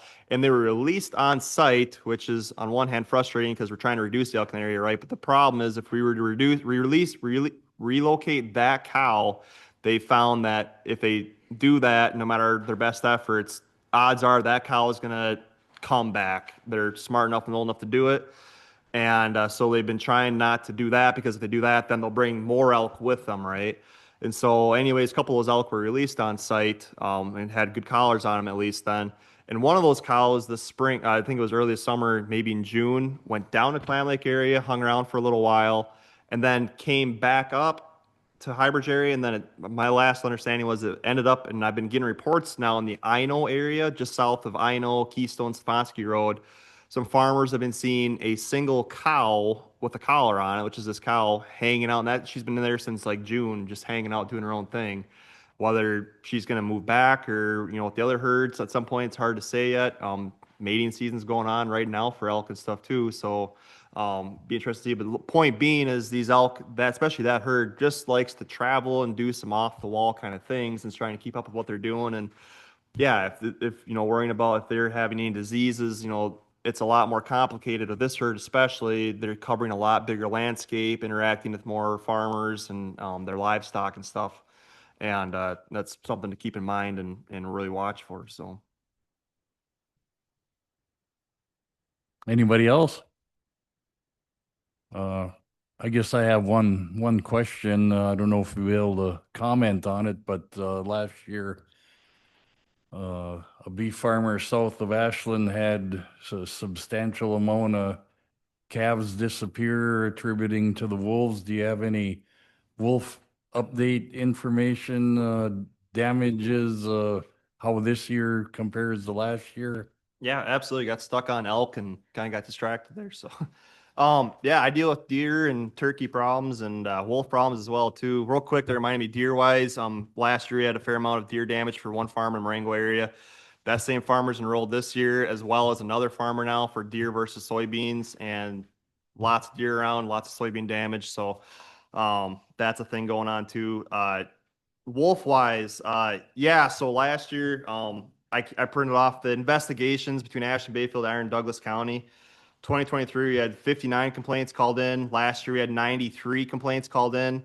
Now this year, as of a couple of weeks ago, we only had about 33 wolf complaints called in, and that's including pets and hounds and livestock and everything. I do the majority of the investigations in this area, especially concerning livestock and stuff. This area, yeah, last year, just south of town here, we had a fair amount of, I think we had four or five 1,000-ish pound cattle killed by wolves just south of town here for a couple different farmers, and a couple other calves I think were involved in this area too. Now this year, no losses that I've been called in to look at. No losses have been reported now for these farmers. There was some activity in the area, and we put up a radio right away this early this season when calving season is going on to try and deter the wolves away. And whether it worked or not, there hasn't been any losses since, so it seems like it worked there. However, so this area where they had problems last year has been quiet compared to last year. South further down in the Marengo Valley area, there's been a couple farmers down there that have been getting beat up pretty bad. I don't think it's the same wolves. It's probably a different couple packs, right on the edge of the Bad River Reservation down there. And there's two main farmers, and I think between the two of them, there's roughly 6 or so calves, at least, that we've looked at and confirmed killed by wolf. And our response to those, non-lethal abatement, that's what's in our toolbox right now. And we've been putting up radios for the most part. It's been our go-to lately. Just we're short on staff and resources and time. So we've been putting up radios, and the good thing is they actually are pretty effective. It's just a radio that plays from basically sundown till sun up in the morning. It's a solar powered marine grade radio. I crank the volume up as loud as I can while still letting people sleep in the neighborhood. And right now there's 4 or 5 radios just in the Marengo Valley area in about a 2-3 mile radius where most of these wolf problems have been going on, because there's mainly 2 farmers, but they rotate cattle through their pastures every week or two. So I've got, a bunch of radios basically blaring public talk radio, sunrise or sundown to sun up basically every night. And knock on wood, it's been working pretty good for the most part. Every time there's been an incident, we can't be proactive until there's a confirmed threat or loss by wolves. We can't put radios up in advance, but we can put them up as a result of an investigation. And so every time we've had an issue, we've been putting up radios, and it's been working pretty good. And so there's some problems, but it hasn't been too crazy busy, I guess, if that answers your question. So I don't know what's going on too much in the rest of the state. I know there's been, like I said, the Douglas County area's got a lot of wolf problems in that area too. It's been pretty busy over there as well. In this immediate area, really, it's just, that Marengo Valley area for the most part having issues. There's a few in the Bayfield Peninsula and stuff, but not too crazy busy. We actually just right now in Bayfield County, there's a permanent fence being put up in the Bayfield Peninsula for a farmer that's had losses chronically throughout the years with wolves, and that's been one solution the DNR has been putting in for those farmers. It's 100% paid for fence that's roughly 5 feet tall, woven wire with a 4-foot woven wire apron, and the DNR, as long as you have a chronic history of losses that we have investigated and confirmed, yes, there's been cattle being killed on this farm year after year. We've been working on putting lists together of these farms so that whenever we can get any funding put together for non-lethal projects like this, we've been putting a few. There was another farm in that same area 3 years ago, 2 or 3 years ago, I had a fence put up as well. This one's gonna be completed probably within the next week or two as well up in Bayfield area. There's been a few over, there's one by Ino, and there's been a few over by in Douglas County. And so far, knock on wood again, they've been 100% effective. They've been working out really good. The problem is they cost money. We can't fence off an entire farm. Usually, if anything, it's just they're calving pastures, and maybe another additional pasture or two, and that's about all we've really be able to do so far. So, George? Yeah, well, not to extend the conversation too long, but I noted that out at what used to be the experimental farm, which is a Bayfield area, development area, Jason Fishback has like about a 5-acre hazelnut crop there. And his very effective fencing around that is a 2-step fencing. One fence area here and one here seems to be pretty effective and an inexpensive version of an electric charge fencing that the deer don't want to jump. Is that electrified or is it? Yeah. Yep. Yeah, I believe the term for it's 3D fencing is what they call it. Yep. And we've been experimenting, playing with that. Mixed results with elk. Sometimes they care, sometimes they're elk and they don't care. So, but yeah, we played around with that a little bit. We played around with that actually for the Butternut herd 3 years ago. It was right before we took over running the program. And it sometimes works and sometimes doesn't. I guess best way to put it. And but there, yeah, we played around with that a little bit too. So. Very good. Any more questions? Thank you for the good update. Let's see, who's next? All right, we'll switch to staff reports now. So Scott, do you want to start?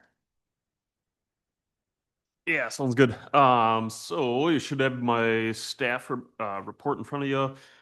As always, feel free to ask questions there. So just a couple things to kind of highlight there. So we're wrapping up kind of our invasive species field season. We were able to hit 8 inland lakes this year for AIS monitoring. And the species detected, or better yet, not detected, not found, are listed there. We did have 3 new discoveries this year. So we had a couple cases of mystery snails, one banded mystery snail, and then one Chinese mystery snail in Meter Lake and English Lake, respectively. And then we did find curly leaf pondweed in Upper Clam Lake. That was the first time that curly leaf pondweed has been documented in inland waters in Ashland County. So that was definitely kind of a disappointment. It is relatively widespread throughout Wisconsin. So, I mean, kind of in the grand scheme of things, it's not a huge shocker, but Ashland County was one of the very few counties that did not have curly leaf pondweed up until this summer. So that was kind of a bummer there. So Ellie and I did go out and remove a fair amount of both adult plants and also their overwintering buds called turions. So yeah, try to limit that further spread. So it's still relatively secluded in basically just one bay. We surveyed the whole entire lake. And it sure looks like it's really secluded just to one bay. So we're really hoping to kind of keep it right there and hopefully make sure that doesn't spread lake wide. But so yeah, so that was kind of noteworthy as far as that goes. Still doing a lot of sites on Lake Superior. We always focus on kind of those high traffic, high use areas. with human disturbance. So things like boat landings, parks, beaches, anywhere where, you know, the water and human impacts are going to be, that's probably the most likely spot for invasive species to pop up. So we really focus on those. So that'd be things like monitored a lot by like Second Landing, Crare, Ashland Marina, the Hot Pond, any confluences with rivers or creeks. So we do like Bay City Creek, Whittlesea, Fish Creek Clues, that kind of stuff there. So no huge surprises. A lot of Eurasian water milfoil, curly leaf pondweed, and purple loosestrife, but no huge surprises other than that. So, and kind of a little bit more positive news, we got a cool event coming up here on October the 8th. We got the Student Science Expo, so it's kind of a one-day event. I'm on the planning committee for the Student Science Expo. So we get about 150 middle school students that come to the visitor center. We've got about 15 to 20 station leaders. And students kind of rotate from station to station and learn about a wide variety of topics in the science field. So anything from fish dissection to wildlife management to invasive species to pollinators to you know, climate change, all different kinds of stuff. So yeah, really cool event coming up on October the 8th. And let's see, tree and shrub order is placed for 2026. It's going to be, it looks very similar to last year. Still focused a lot on kind of those climate resilient and climate adaptable species there. Mixed in with a lot of kind of our old, you know, historical favorites that that landowners request every year. So you get the list on my report there, so you can kind of check that out. That'll go live. The website will go live most likely in October. I got a few field season things to wrap up, and then that'll be kind of my next bigger projects there. So we'll try to get that going live in October.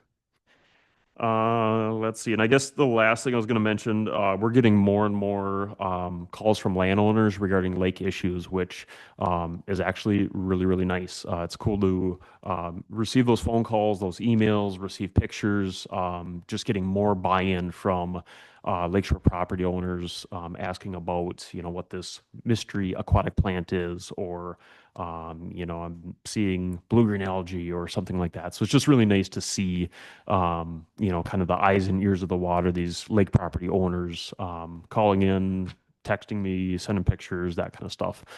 Anyway, I always try to go out and meet with them and check out kind of the issue at hand that they're reporting. So there's a few of those mentioned in my report. And yeah, that's kind of the main stuff here. Happy to answer questions.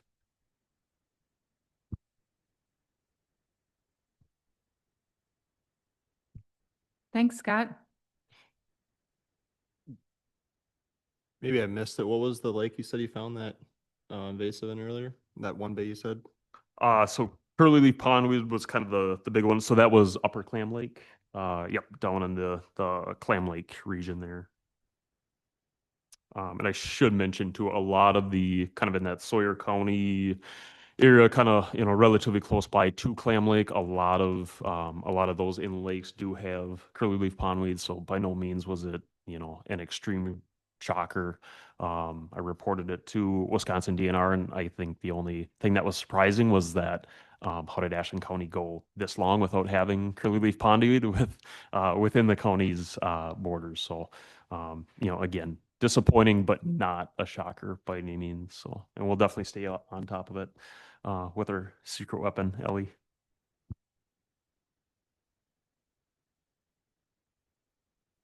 Tim or Ellie, go ahead. I'll go next. A lot of it, or some of it, is piggybacking on what Scott just said. So as he had mentioned, we've been able and fortunate enough to get to educate some landowners this summer, going out to their lakes and getting to talk about the different aquatic plants that they have in their lakes, which has been very good. And then also along with education, with increasing blue-green algae in the lakes we've been finding, we were able to purchase and post some blue-green algae signs out in the lakes that we found it this year. So hopefully that can educate boaters when they're putting in and taking out, or anyone else recreating along the lake, to not let their people swim or dogs swim so that they do not get sick. And then going to kind of education, kind of the conservation technician side of things, Clean Boats, Clean Waters this year. So far, we have, or I've inspected over 500 boats, contacted over 1,000 people, and a little over 200 hours. I still have around 3 hours left at Crayer Park, but we're getting done with wrapping up that for the season. And then all of our lake monitoring is also into ArcGIS field maps. So we have that mapping thing that we talked about at previous meetings, all updated with our pictures from this year. And then on to the project coordinator side of things, I've been going out with Seth quite a bit this summer and doing different water quality monitoring. So doing some conducting chemistry tests in the Marengo River at sea. And then also doing some sediment load tests for USGS for him. And then also assisting him in different surveys and some as-builts for his projects that he's doing this summer. George? Yeah, Ellie, at the county board meeting, Gary Mertig mentioned that, the takedown of Clam Lake is scheduled. I don't not know the areas, I don't know which part of the lake, but apparently there's a dam that's gonna be, that so the lake will be drained at some point in time. That's the way I understood Gary anyway. I think And I that just was, wondered if, when that happens, if that's an opportunity for invasive species mitigation, or if it's just a nothing. I know I live on the White River Reservoir. We took that down a couple of years ago. There was quite an effort to harvest freshwater scallops, because it's a bit of it's a semi-endangered species. I was wondering, when they do something like that, does that change your work patterns? I think Gary mentioned Day Lake Day Lake, yeah. is going to be drained. Gary, if you're online, oh no, he's not online anymore. Okay. My misunderstanding. Yeah, Day Lake is going to be drained sometime this fall or early winter. I don't know if you are aware of this, or you or Scott could speak to that. Yeah, I guess I'm not 100% positive why they would do that. I assume it's regarding aquatic plant management. Day Lake was on our lake list for this year. Historically, there's always a lot of aquatic plant growth within Day Lake, so I'm sure that's kind of why they're doing it, drawing it down just to so it's not really choking back or choking out other species. I will say that Day Lake does have a lot of really, really high quality aquatic plants. And I know it's heavily managed. It's a really good fishing lake. So I know they kind of tailor it for muskies and some other species. So yeah, I assume that's kind of the reason why. In previous years during like the White River drawdown, and then also Day Lake drawdown, the last time they did that, normally we like to go in and I like to take note of a lot of the native aquatic plants that we're seeing, as well as if we stumble across anything else. So especially in that lake, I guess one big positive is it's going to knock out a lot of the mystery snails. Day Lake is absolutely chock full of mystery snails. So I guess that's one big advantage, at least kind of from my purview, to knock that back a little bit. And hopefully it's they leave the water down for a while, so it does knock those out. So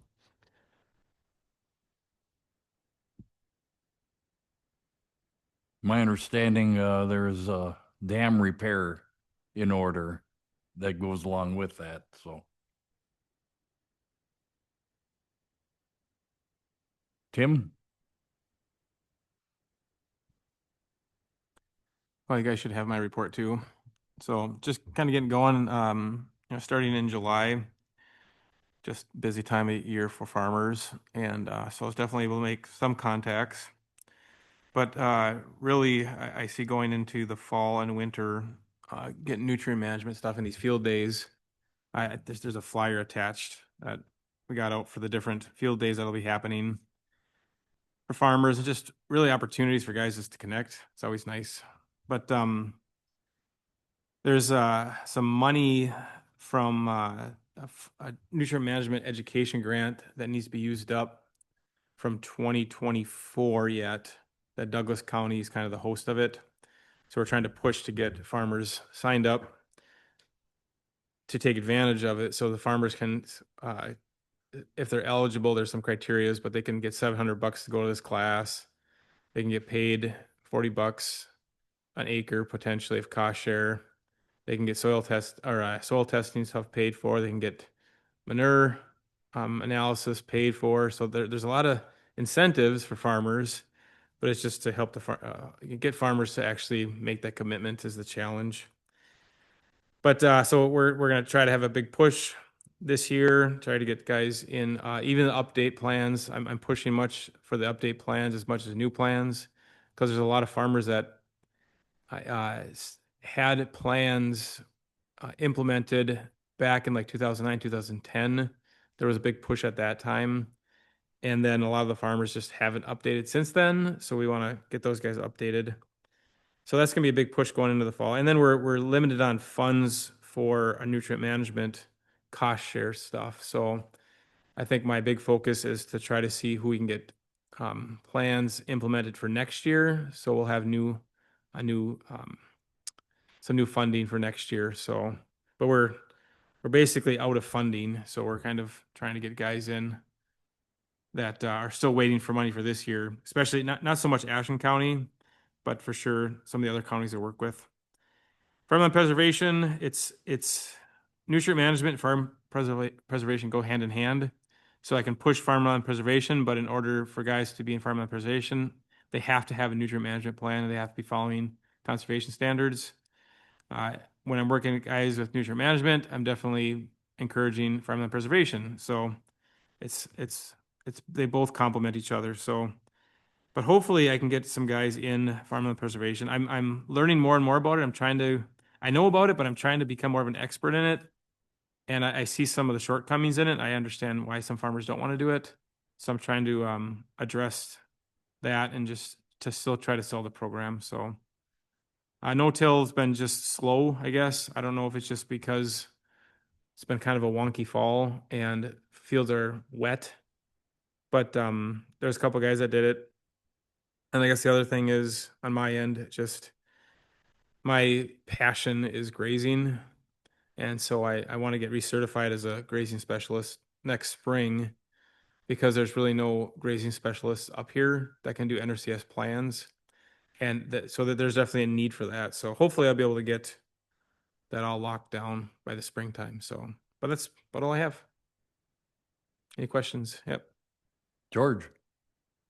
Yeah, Jim, the $10 per acre tax credit, is that local, state, or federal? I believe it's state, so it's implemented to the state, and it's the advantage too for land, because landowners can benefit from this too. If it's like rented land, for farmers renting land, landowners can benefit from it too. So there's some criteria, but it's again, it's a positive thing. I'm not sure again why more farmers aren't taking advantage of it. So. I'd just like Very- to add, I think one of the reasons why the no-till is not very popular right now, because we've had, for 2 years in a row, have had an excessive amount of hay. And generally speaking, it's the smaller landowner that would want to use it. And because of the excessive amount of hay and the availability of the hay in the area, I don't think we need to put up a red flag because it's not being used much, because I think that's going to come back. But I think that's what the trend is, that's causing the delay in use. I kind of want to reach out to some of the farmers, because I know in our heavy soils, the no-till going directly into sod is it's really challenging. Guys don't you got to have the right soil moisture, because if it dries out, the clay just opens up and cracks, and then it exposes the seeds. So I see that being a limitation. But it'd be nice to have guys who are even doing row cropping, and obviously they're not going to use the little no-till, but even if we can sell them on the idea of using no-till on like bean fields or cornfields and keeping cover crops in, I think that's a really, really good thing. So there's some guys that are starting to do cover crops. And I think that for soil, to eliminate soil erosion would be a good thing. It's a natural instinct for farmers up here is, we till in the fall, and that definitely exposes more of the erosion and the runoff, the soil runoff. So if we can cover crop with the no-till, I think it's a good thing. So even if guys aren't using our no-till, if we can keep pushing no-till as a means to help again, slowing the flow and nutrient management stuff. So, but yeah, I agree, Jerry, that we don't need it, so people don't use it. So Tim, you said landowners can take advantage of this too, but this is a commitment to remain in agricultural production. So that means like landowners who have a field that they lease out? Yeah, so let's say someone has 20 acres, 40 acres, 100 acres, whatever it is. If they're leasing out to a farmer, if the landowner is in the ag enterprise area in Ashland County, so that's one of the stipulations they have to have. But they could sign an agreement, and then the farmer has to have a nutrient management plan up to date and following their guidelines for nutrient management. So, and that field, so if a landowner is renting out to the farmer would have that land would be in nutrient management for the farmer's crop production. And so the landowner can get the tax credits for that land. The other big requirement is that the land has to produce, I think, $6,000 worth of income, or I think it's like 18,000 over the course of 3 years. But that land, so the landowner can use the farmer's income from that land. So if a farmer plants corn on the land, the landowner would use the income the farmer gets from that land. Does that make sense? Kinda, not really. Yeah. Well, to clarify, the farmland preservation tax credit stays with the landowner.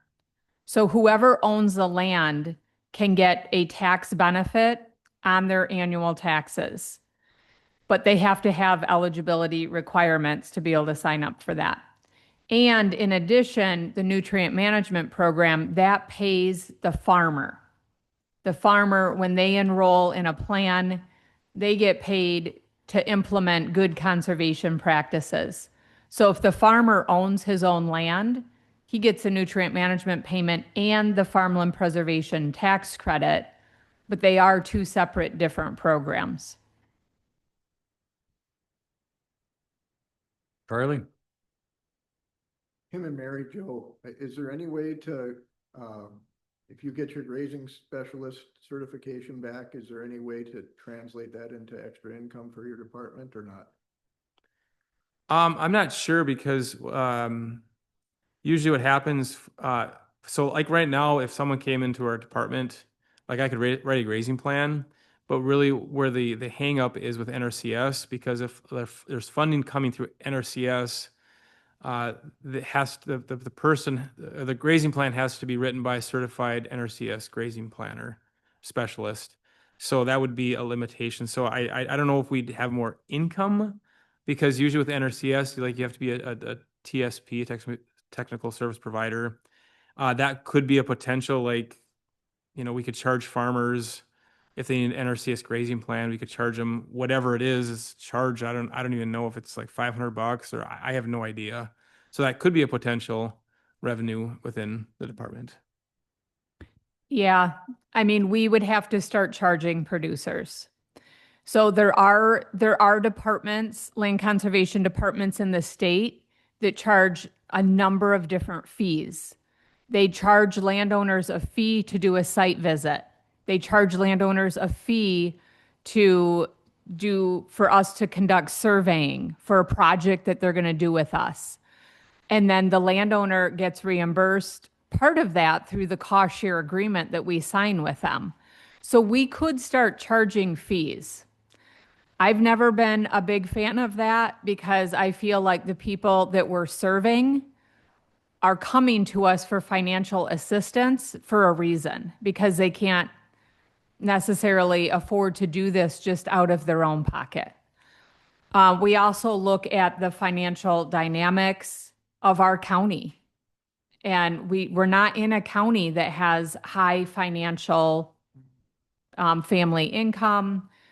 So I guess I would caution on the side of that. You know, we could generate more revenue for our department, yes. Right. But it would be on the backs of the landowners and And the I wasn't- clients that we're I serving. didn't want to suggest that. I was just thinking you were the grazing specialist before, and I wasn't sure how the money to pay you for that specialty was arranged then, and it was a grant fund. That right? was a grant back then, and it paid more for the staff position.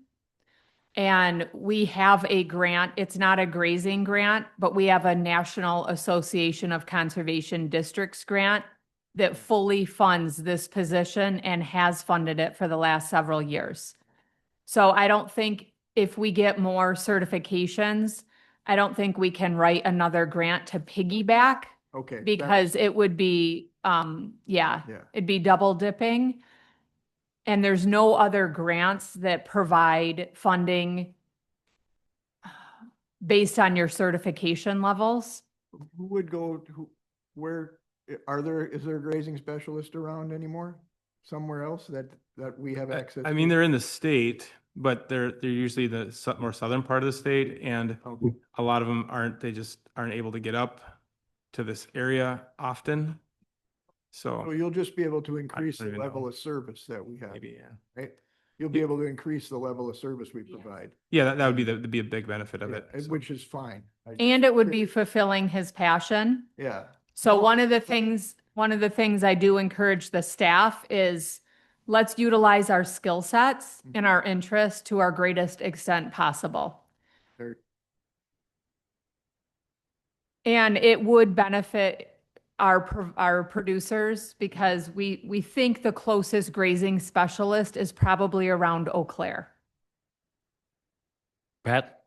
Gary Hahn retired from NRCS 3 years ago, and I think he came back part-time for the grazing specialist role.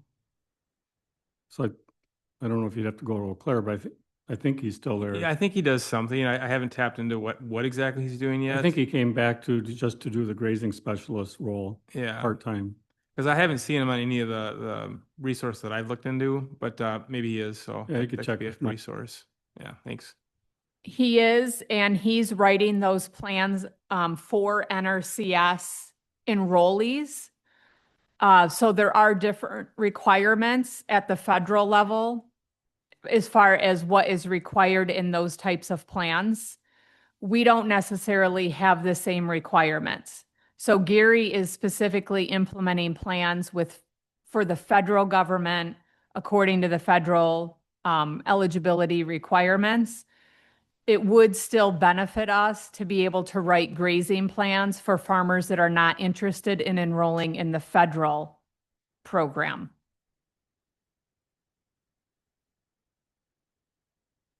Any more questions, comments?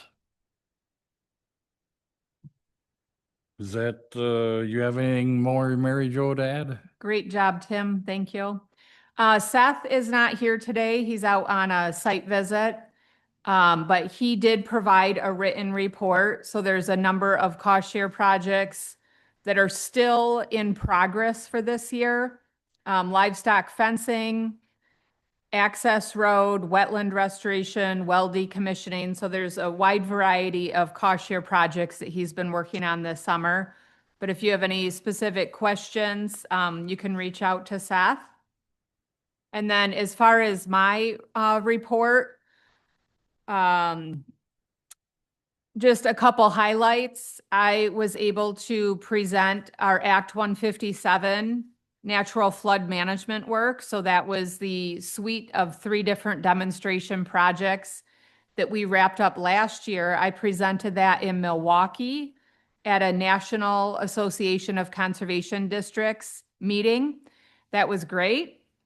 We've had lots of questions and conservation districts from other states reaching out to me based on that work that we've been doing in Ashland County.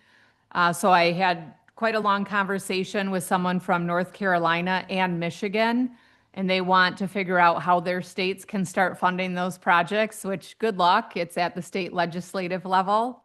But it's great for Ashland to be able to showcase brand new work in the state that's resulted in specific grant funding programs for the first time ever in history and a permit related to hydrologic restoration.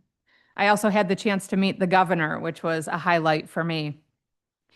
And then just a couple things under grant administration. I did refer earlier to the Great Lakes Restoration Grant that was awarded. That's the grant that will fund Ellie's position and expanding that flood management work into the Brunsweiler. So that grant will last through 2027. It will bring over $290,000 to the county in the next couple of years. And then I also mentioned our DATCAP, Department of Agriculture, Trade and Consumer Protection, allocation for our staffing grant increase for next year. That's just shy of $34,000. So that's substantial. And then there's a number of other grants listed there. Lots of education, lots of press related to our natural flood management projects going on, and lots of work related to comprehensive planning. So I've been working with the town of Marengo ever since January. We're starting to talk about the county level comprehensive planning, which will be going through an update next year. And we've been working on our farmland preservation updates for several months. So I have more planning coming out of my job now than what I bargained for, and it's all happening at the same time, but it's okay. It's all important work for the future. So I'd be happy to entertain any questions if there are any. George? Yeah, just briefly, maybe Mary Jo, could you give us what you had any feedback from the plastics recycling work group? Any highlights? Sure. Probably 3 years ago, I started a statewide group. We call ourselves a plastics recycling work group. There's about 18 people from around the state that serve on this committee with me, and we meet quarterly. So what we're doing is the ultimate goal will be to retract or revoke the ban that Wisconsin has on banning single-use plastics. Unfortunately, Wisconsin is one of only 18 states that has a ban on banning single-use plastic, so it makes it illegal for us to ban plastic bags, plastic water bottles, that sort of thing in the state. But our committee is working on creating education and outreach that we share around the state. So tabling at grocery stores, encouraging people to use reusable bags instead of plastic bags, talking about the impact to agriculture, animals, and wildlife from plastic bags, working with communities to change practices at the county level, not using plastic single-use items, working with schools, writing education articles. So there's a number of events that are happening around the state that we're starting to duplicate in Eau Claire, Madison, Ashland area, also working with local levels of government to change practices at the county level. We're seeing some counties that are restricting vendors from using single-use items, switching to items that are biodegradable or recyclable. And then this year our committee presented at our state employee conference. We had about 65 people attend that workshop, talking about these types of ideas and practices that you can change in your home. So it's small incremental changes, but we are starting to try to provide education to legislature members. And we're probably not in a climate right now to be able to retract or change the ban at the state level, but there is momentum And hopefully over time, we'll be able to have some positive changes there. George?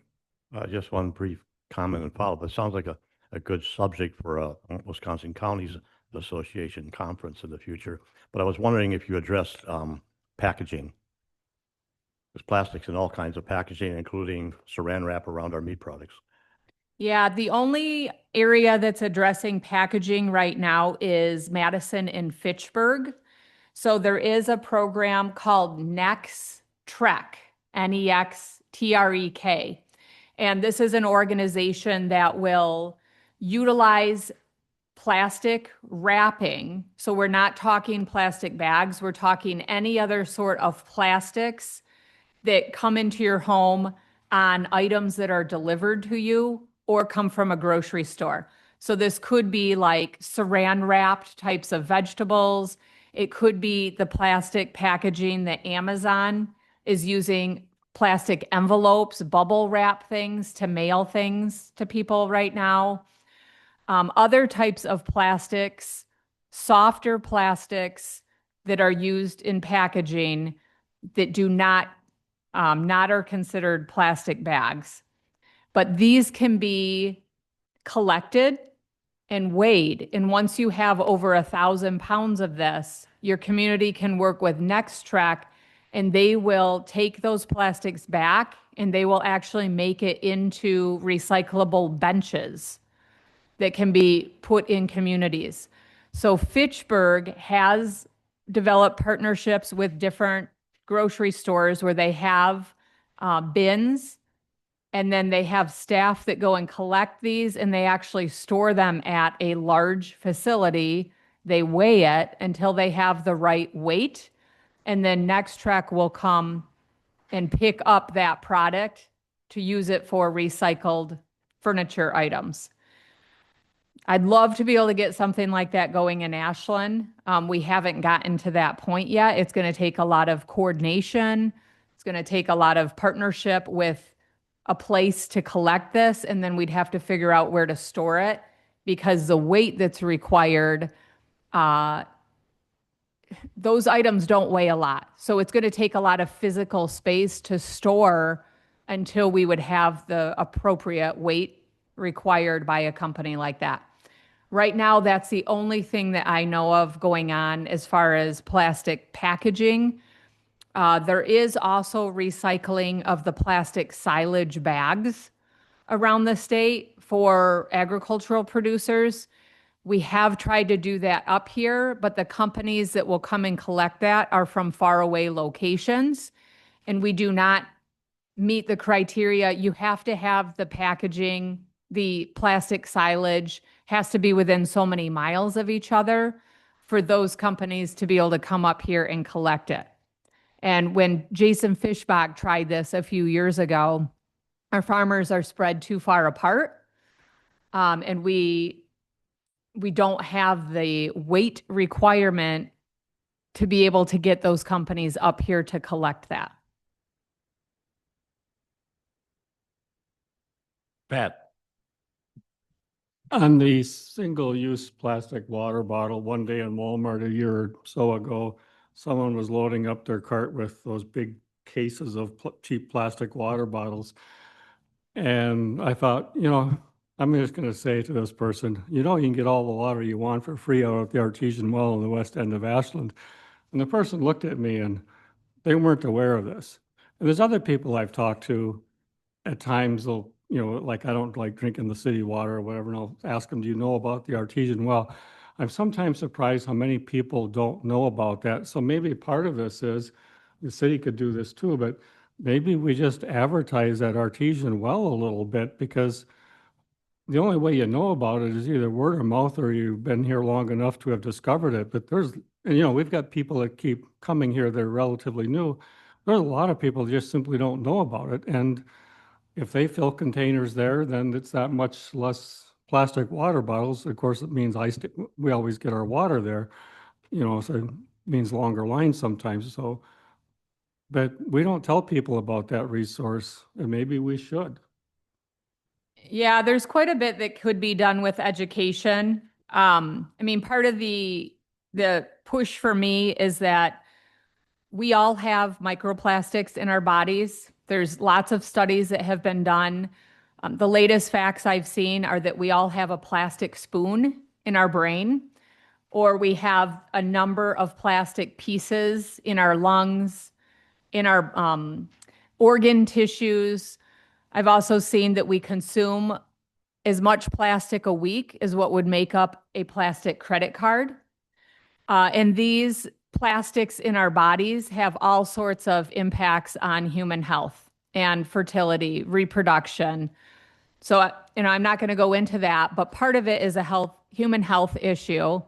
The other part of it is a trash in our environment. Plastics never completely go away. They break down into the smallest microscopic particles you can imagine. And there's hundreds of thousands of these particles floating in our Great Lakes, in our oceans. We get all of our drinking water from the Great Lakes here. We don't have any sort of treatment for these particles coming into our waterways, into our drinking water resources, and we're consuming them. They're also causing problems for different populations of wildlife that we have, as far as these animals dying off. So there's lots of different layers of the importance of why we would like to reduce single-use plastics in our environment, and particularly with water bottles. There's been lots of studies done, and there is a high belief that that is where people are consuming the most microplastics. And it's not so much that the water going into those bottles has the microplastics, but it's the assembling of the plastic lids for when you open those bottles. There's microscopic pieces breaking off. So there's been quite a few studies done on the number of particles in those bottles of water is in the thousands compared to other sources of water that we may be consuming. So it's just, part of it is a human health issue, part of it is waste reduction in our environment, part of it is wildlife impacts, but there's no easy solutions to it. Jerry? Is there any way of knowing the comparison, what the impact would be on the environment to burn it? Because we know that's how terrible it is burying it like we're doing there, what's happening, it's all over the place, and how much, is there any way of knowing? I suppose that's a tough one. I have seen, there was a speaker that came to Northland a few years ago, and she specializes in polytoxicology, the compounds that are used to make up these types of particles. And she talked about how they break down in the environment. And she also did talk about incineration. So I think there is data and research out there. I am not knowledgeable in what those variations are of impacts. Ultimately, we need to stop production. We need to reduce overall production is the number one. And part of that stems from reducing the need for it, the consumption of it, which is part of our responsibility as humans, is to lower the use of it, lower the need, to help drive that at the consumer level, because it's being produced through our oil industries, is where most of these products are coming from. And oil industries have a lot of impact. That's pretty hard because our cars and our tractors and everything are all made of plastic, and four-wheelers and whatever, on-ending. Looks like burning to me is better right now. I don't know. I don't have any research on it or anything, but I know how bad it is, what you just mentioned. Pat? Jim maybe can help me out on this, but some of these seeds for planting crops are coated with something that includes some microplastics. And so depending on where you're getting seeds and what you're planting, this is the mere idea that we're putting microplastics in some cases back into our ground.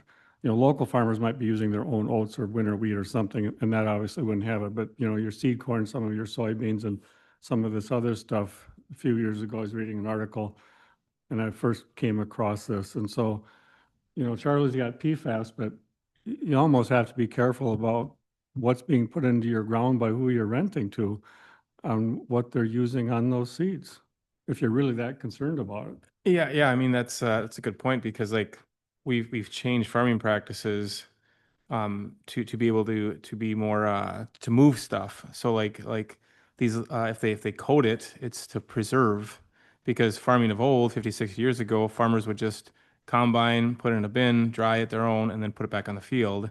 And now it's put in bags, going through processing facilities. So yeah, I don't know what the impact is. I mean, but that probably is more significant than we think. So good point. I guess I would charge the committee to think about this, and are there things that we can do at the local level through ordinances or education? And it's a bigger topic to discuss, but, maybe there are things that we can do at the local level. We do have at the city council, we have a sustainability committee. And at some point, I would like to talk to that committee too about what are things that we can do locally to provide education or encourage. And that's been on my radar for over a year. And I haven't taken the steps yet to meet with that committee, but not yet. I need to get done with all these planning meetings first. But, there are things that we can do locally. We need creativity, we need ideas, we need interest. And yeah, we can take action. What that is, today, I don't know, but we need to think creatively about it because it affects where we live, who we are, future generations.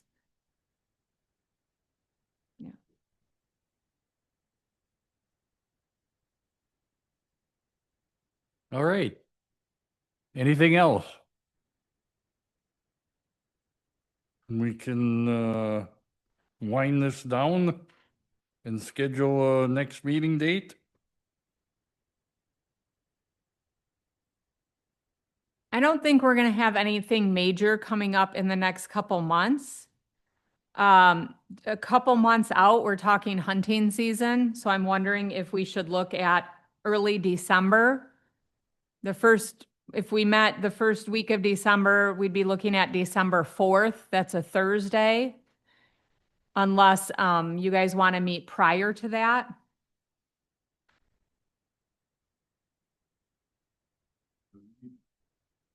All right. Does that work for you, Tim? I'm trying to avoid that walk conference, which is the following week.